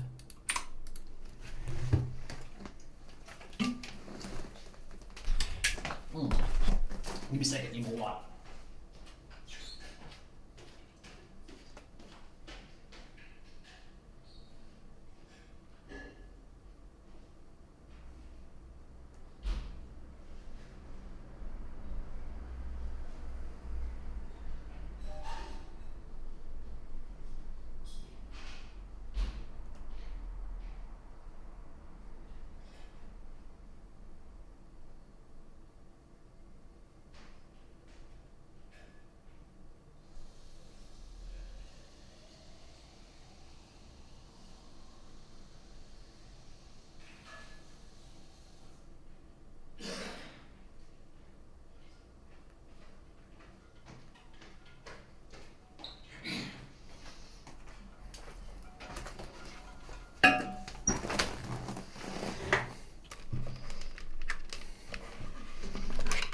Polly, the other sheep. Terrible is happening. I believe that Benjamin is innocent, and Napoleon, along with the other pigs, are lying to us. Be careful, Don. Roller backed. Becked.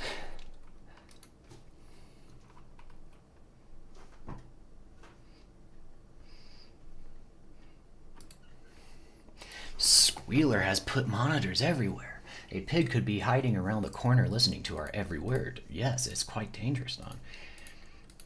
Saying such things. I know. No, said Don. But if the man is innocent, then we are responsible for putting our innocent friend in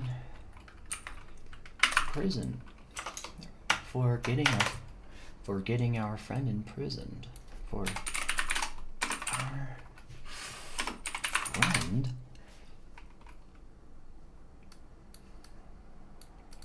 our innocent friend for getting our innocent friend imprisoned and sentenced to death.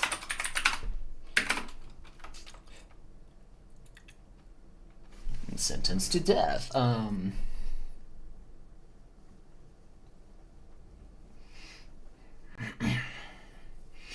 And sentenced to death.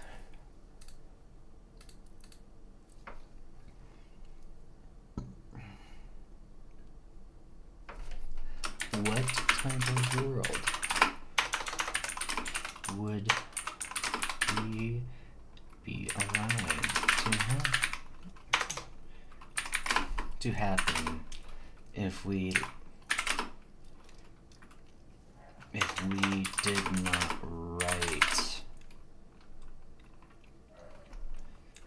did not right our wrongs?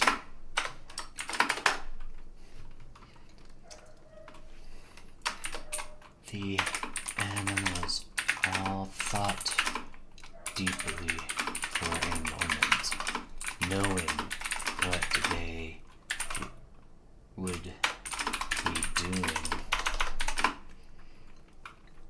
is highly illegal and could sentence them to the same fate as Benjamin. Silence. Then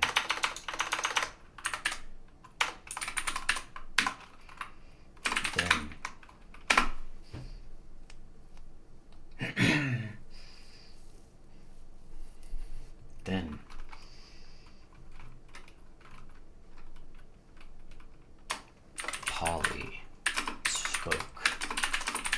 First time.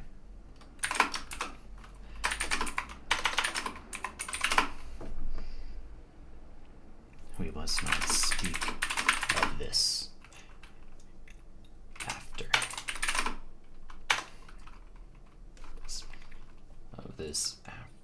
After we leave. We will meet in the back of the barn.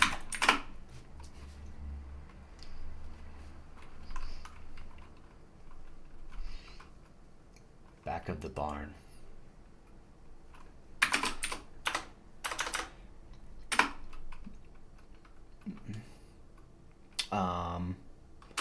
Roller. Grab the cutters from the machine shed. Spots. You must create a diversion. Burn the barn. Once the barn is burning, Roller, Don, and I will go to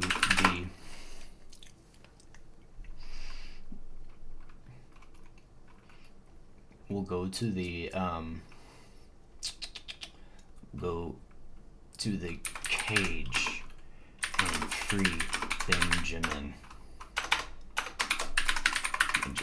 Then we will leave Manor Farm forever and find a new home.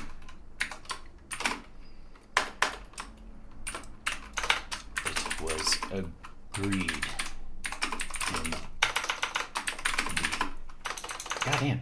And the animals parted ways.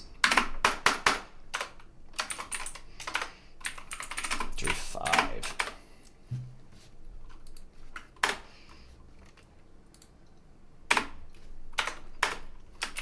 That night, the animals met. That night,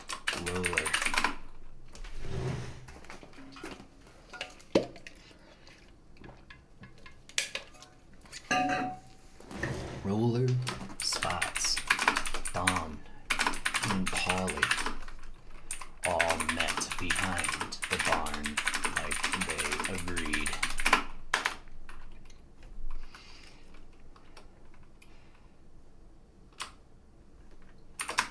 I have the bolt cutters, said Roller.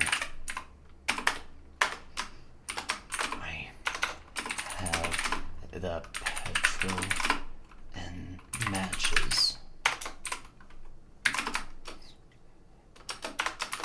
Replied Spots. Good. Said Polly.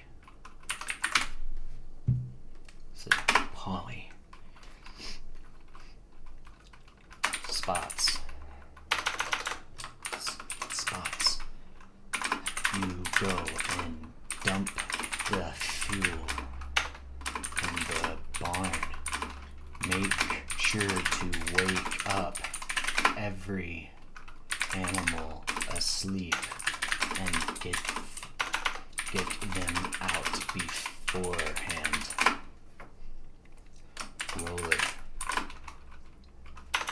Roller, Don, and I will wait for the signal, and we will then free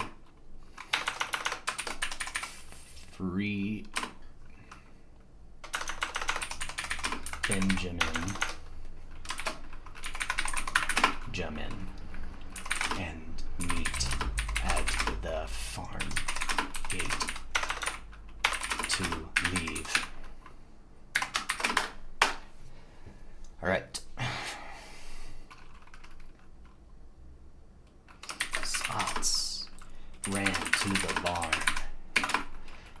woke all of the animals within, said there was within.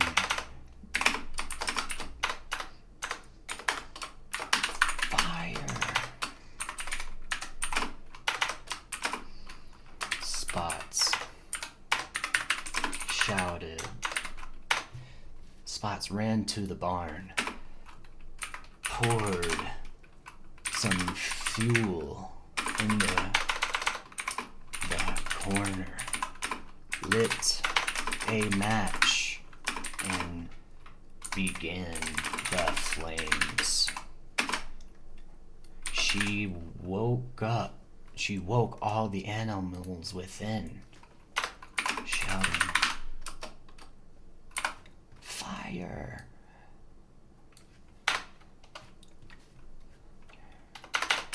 Everyone.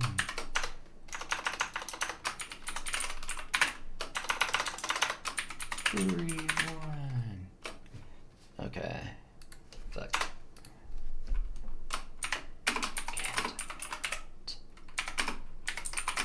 Up. Get out. There is a fire.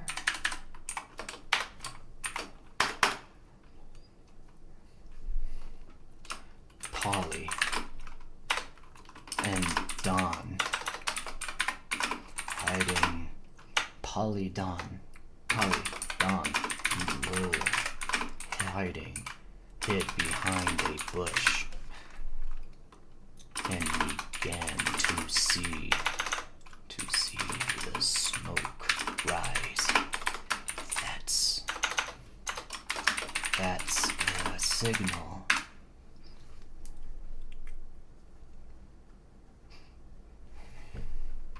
That's the signal. Let's go.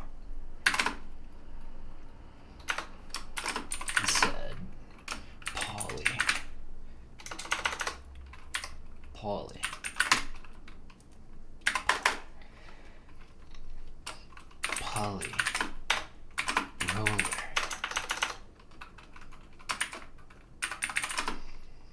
Roller and Dawn all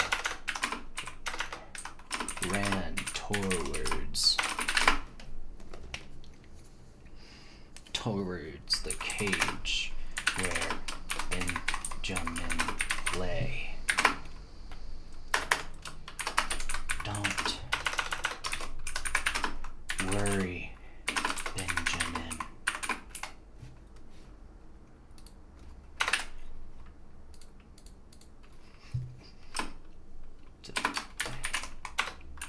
Going to get you out of here, whispered Dawn.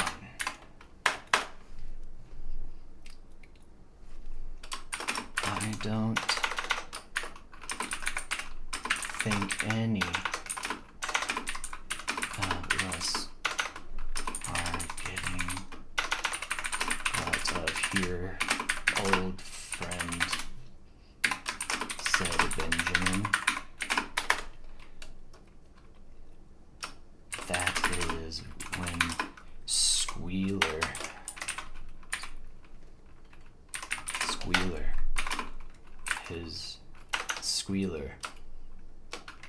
his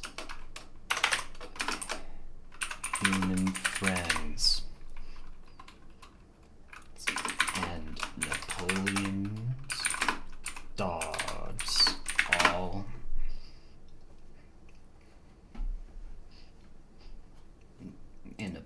dogs all walked out of the shadows. Well done, Roller.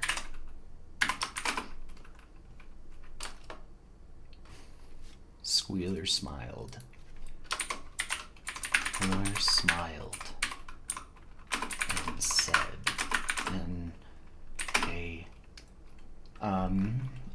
in a pompous voice.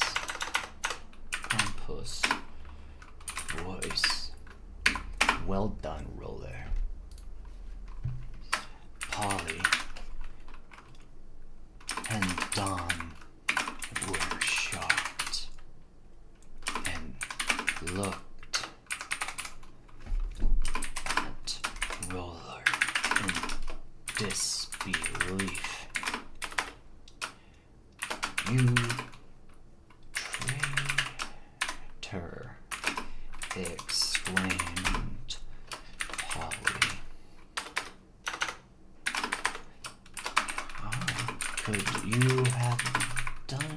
How could you do this, Roller?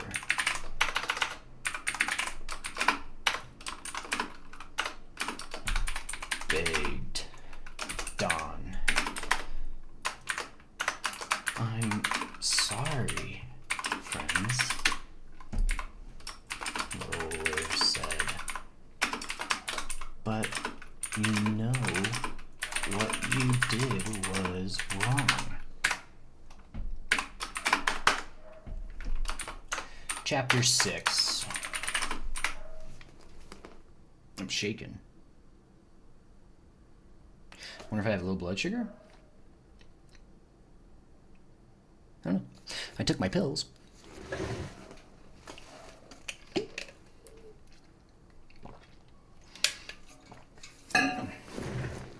Roller cried.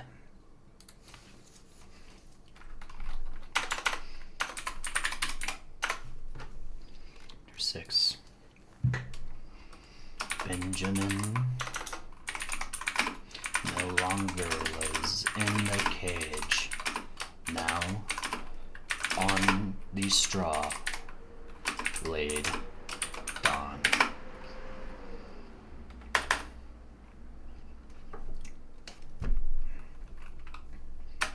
As he lay in the daylight, he watched what was left of the burned down barn be destroyed and replaced with a new shiny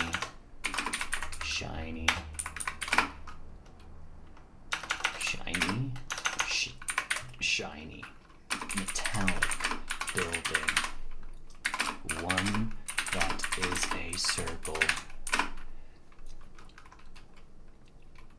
That is a circle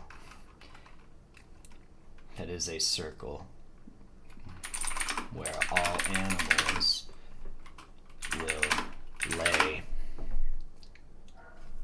on the edges, and within the direct middle of the circled building, a human was on a ladder installing a long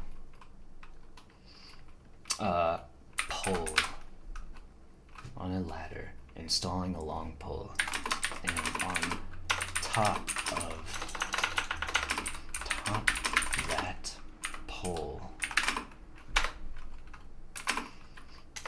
that pole, in the center of the circled building was a camera that turned and saw in all directions. Marvelous, isn't it? Said a voice. Said Napoleon. Don looked up, saw the giant pig standing on his two legs, holding a double-barreled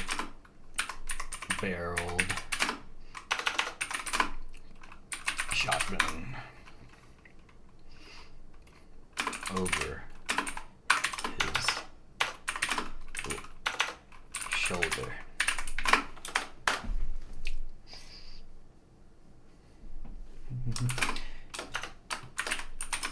Very big,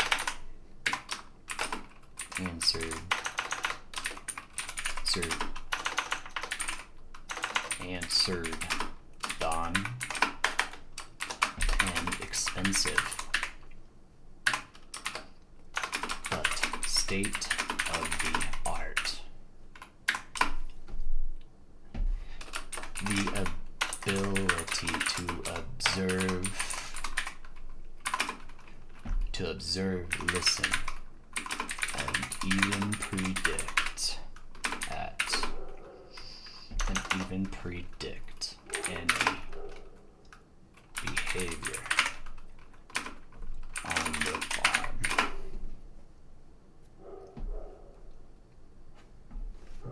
The farm.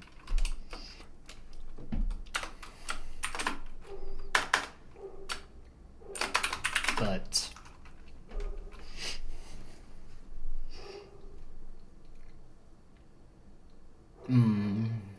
but how do you live knowing that your every word, idea, and even but how do you live knowing that your every word, idea, and even belief is known by others, is known by those in power? Asked Don. Well,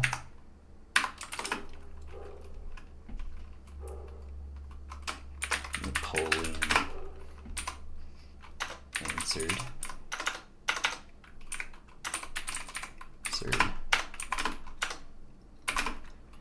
Swinging the shotgun down to both of his hands, turned to head to the back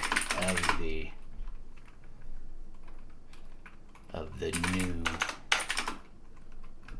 building. Turned to head to the back of the new building.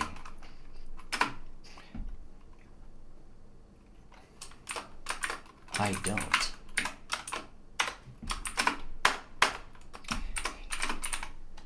He then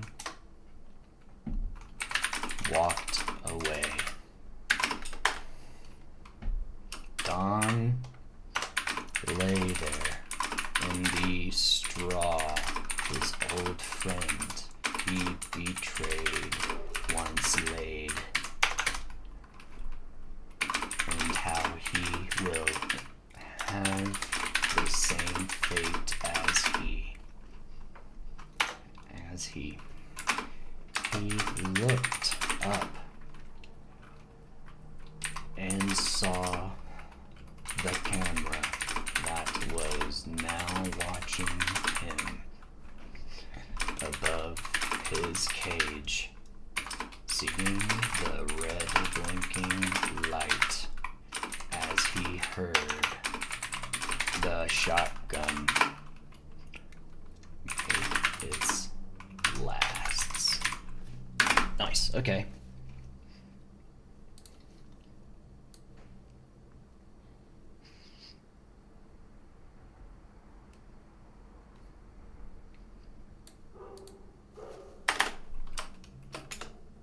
Hogwash.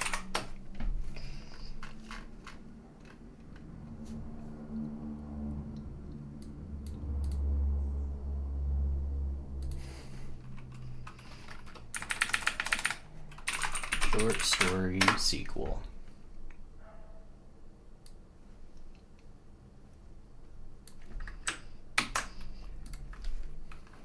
Here is my short story draft for a sequel to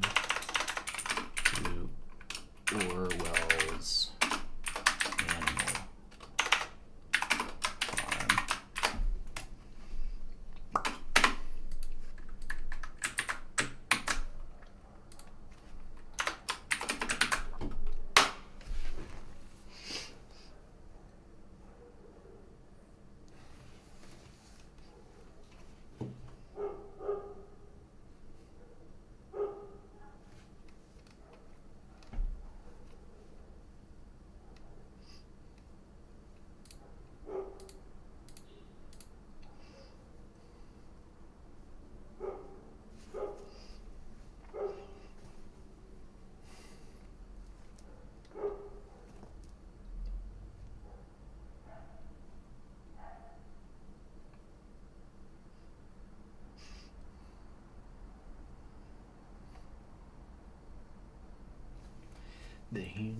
characters are underdeveloped compared to the source material as humans.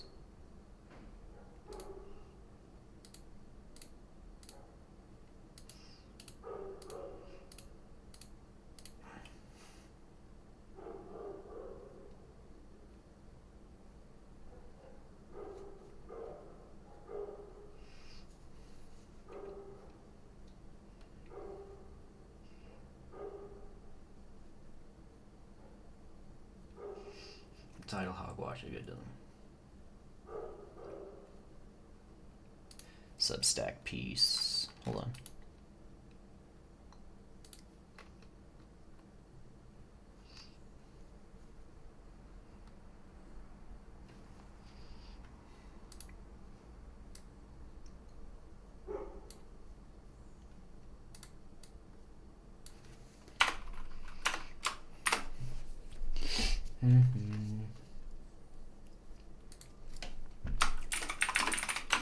Hold on.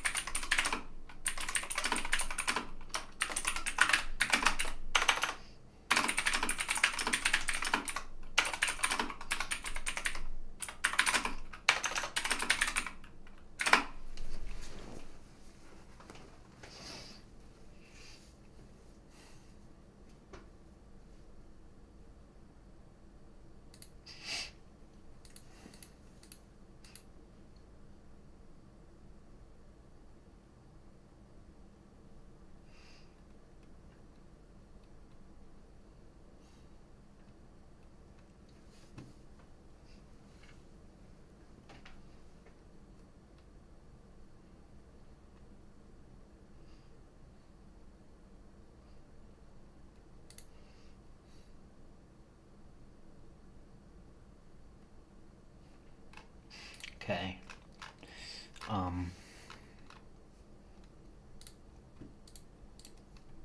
So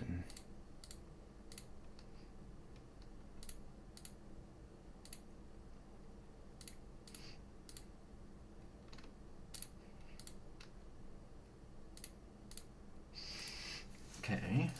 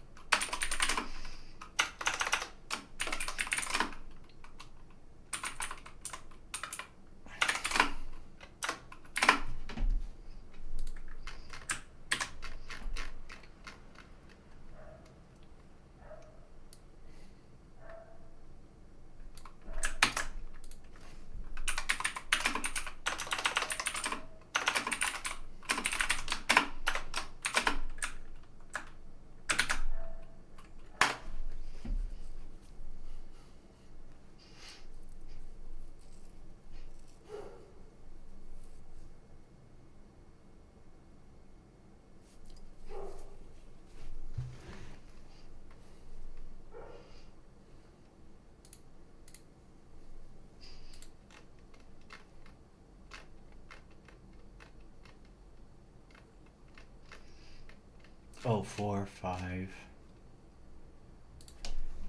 6, 7. You have accidental master stroke. You may have not roller's final. I'm sorry, friends, but you know what you did was wrong. We trade him. That's perfect. Yeah, that's exactly what. Yeah.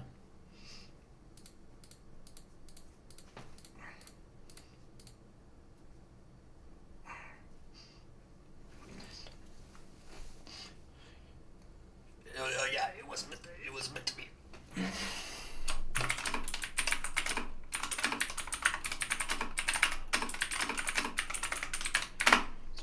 What else? Okay, it's on purpose. We fixed the chapters. What the chapter numbering?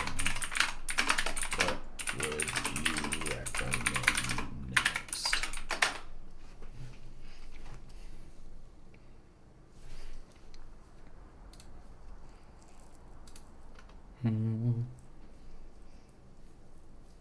Good, yeah, go, let's see.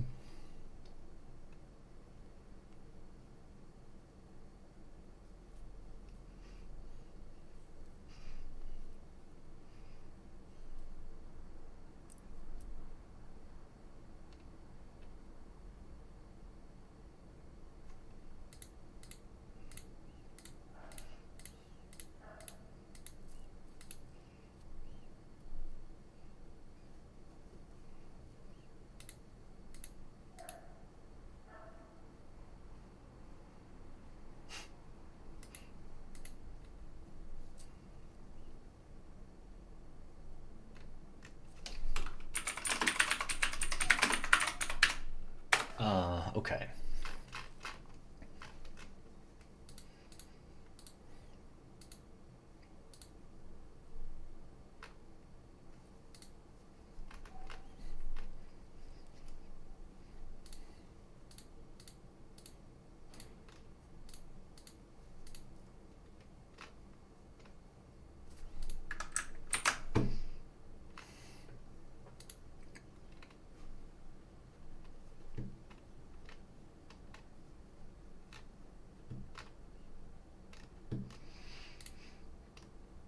Shame. His friend wrote it, consoled him.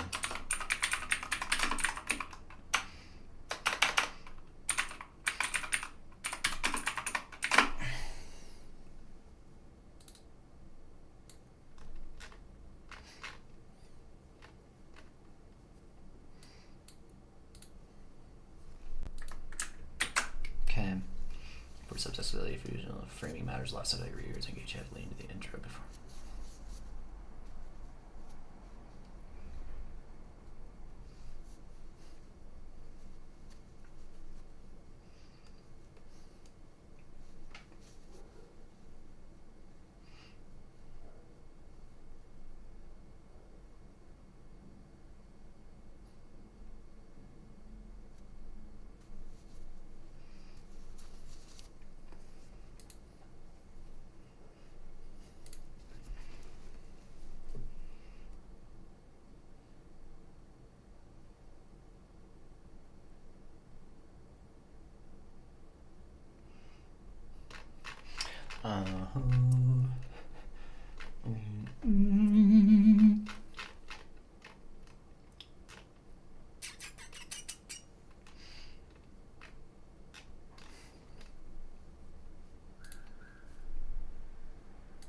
Said,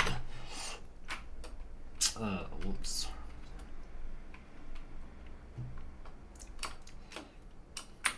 Said Mike. Said Michael. A human ally.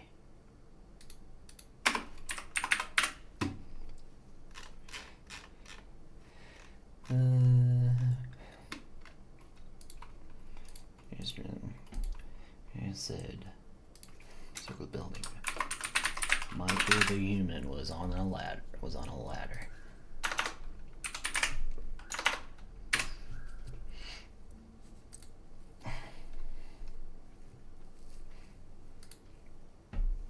idea and even belief is known by those in power," asked Don.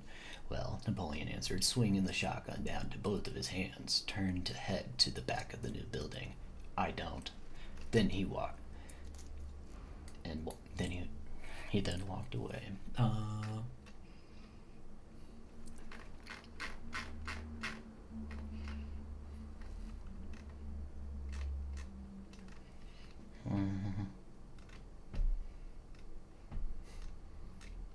Wheelbarrow.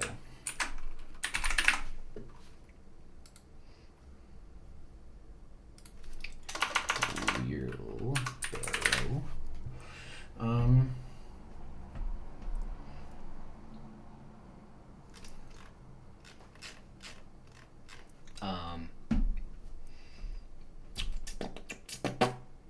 Wheelbarrow. What was the other one? Shiny. Installing a long pole. Shiny metallic building. Okay.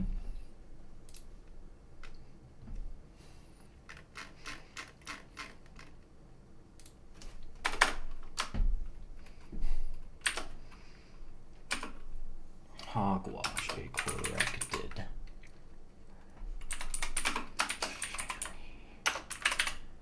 Tail.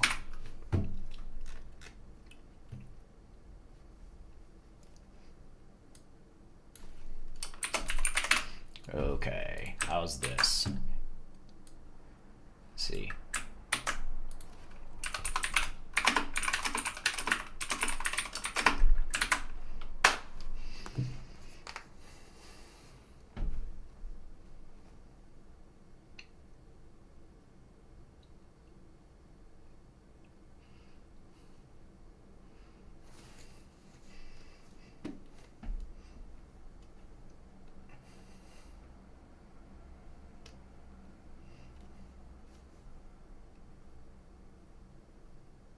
The end. Benjamin chapter 4. Okay, cool. First I need to make sure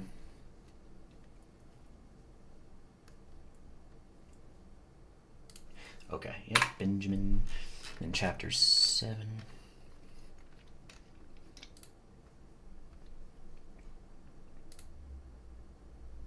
Withing.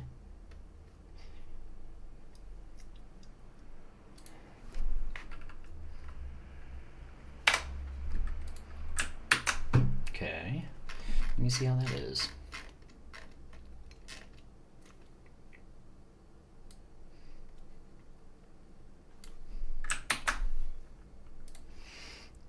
Okay, now we'll publish that.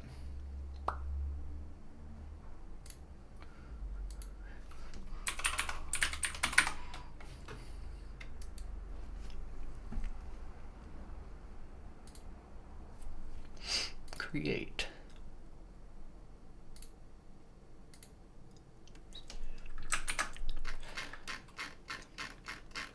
Uh-oh, hold on.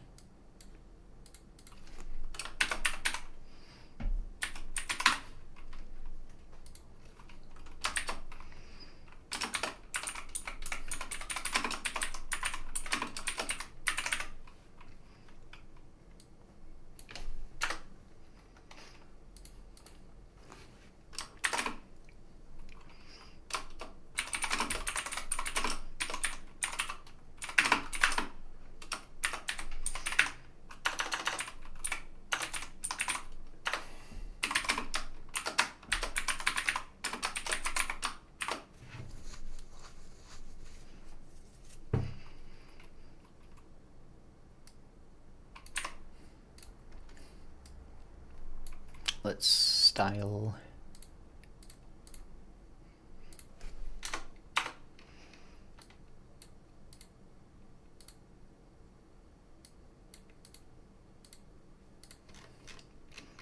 Okay.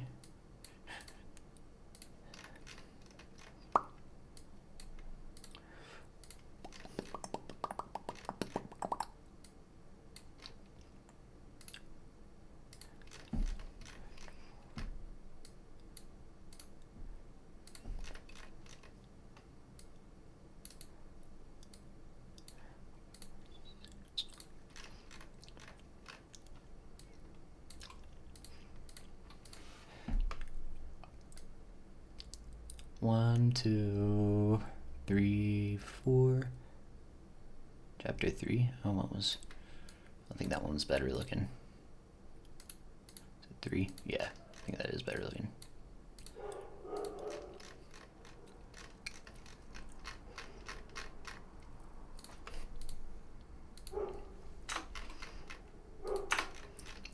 Chapter 2, Chapter 3.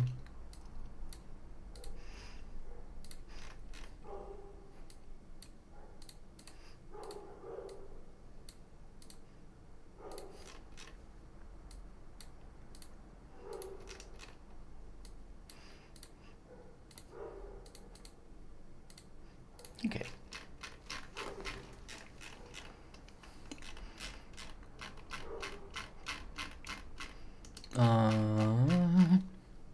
Continue.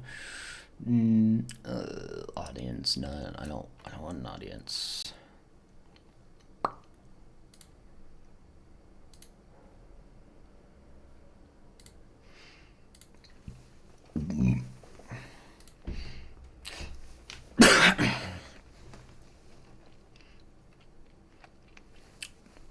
Okay, now it should be live, so we'll see.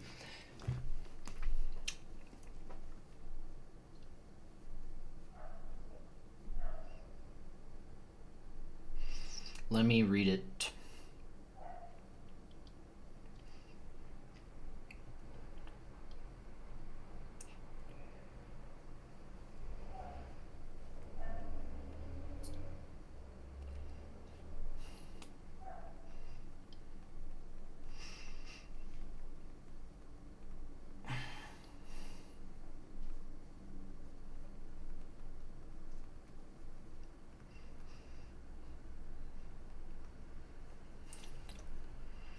Hold on.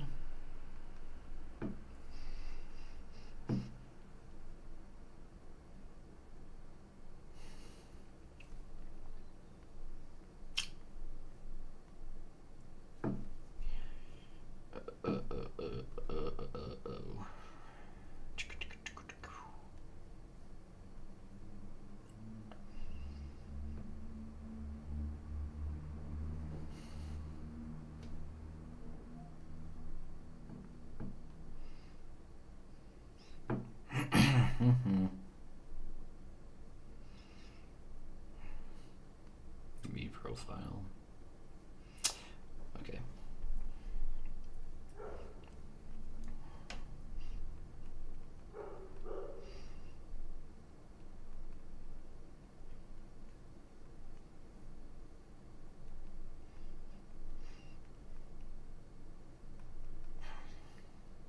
Orange Anne's fine, that's 2 today's.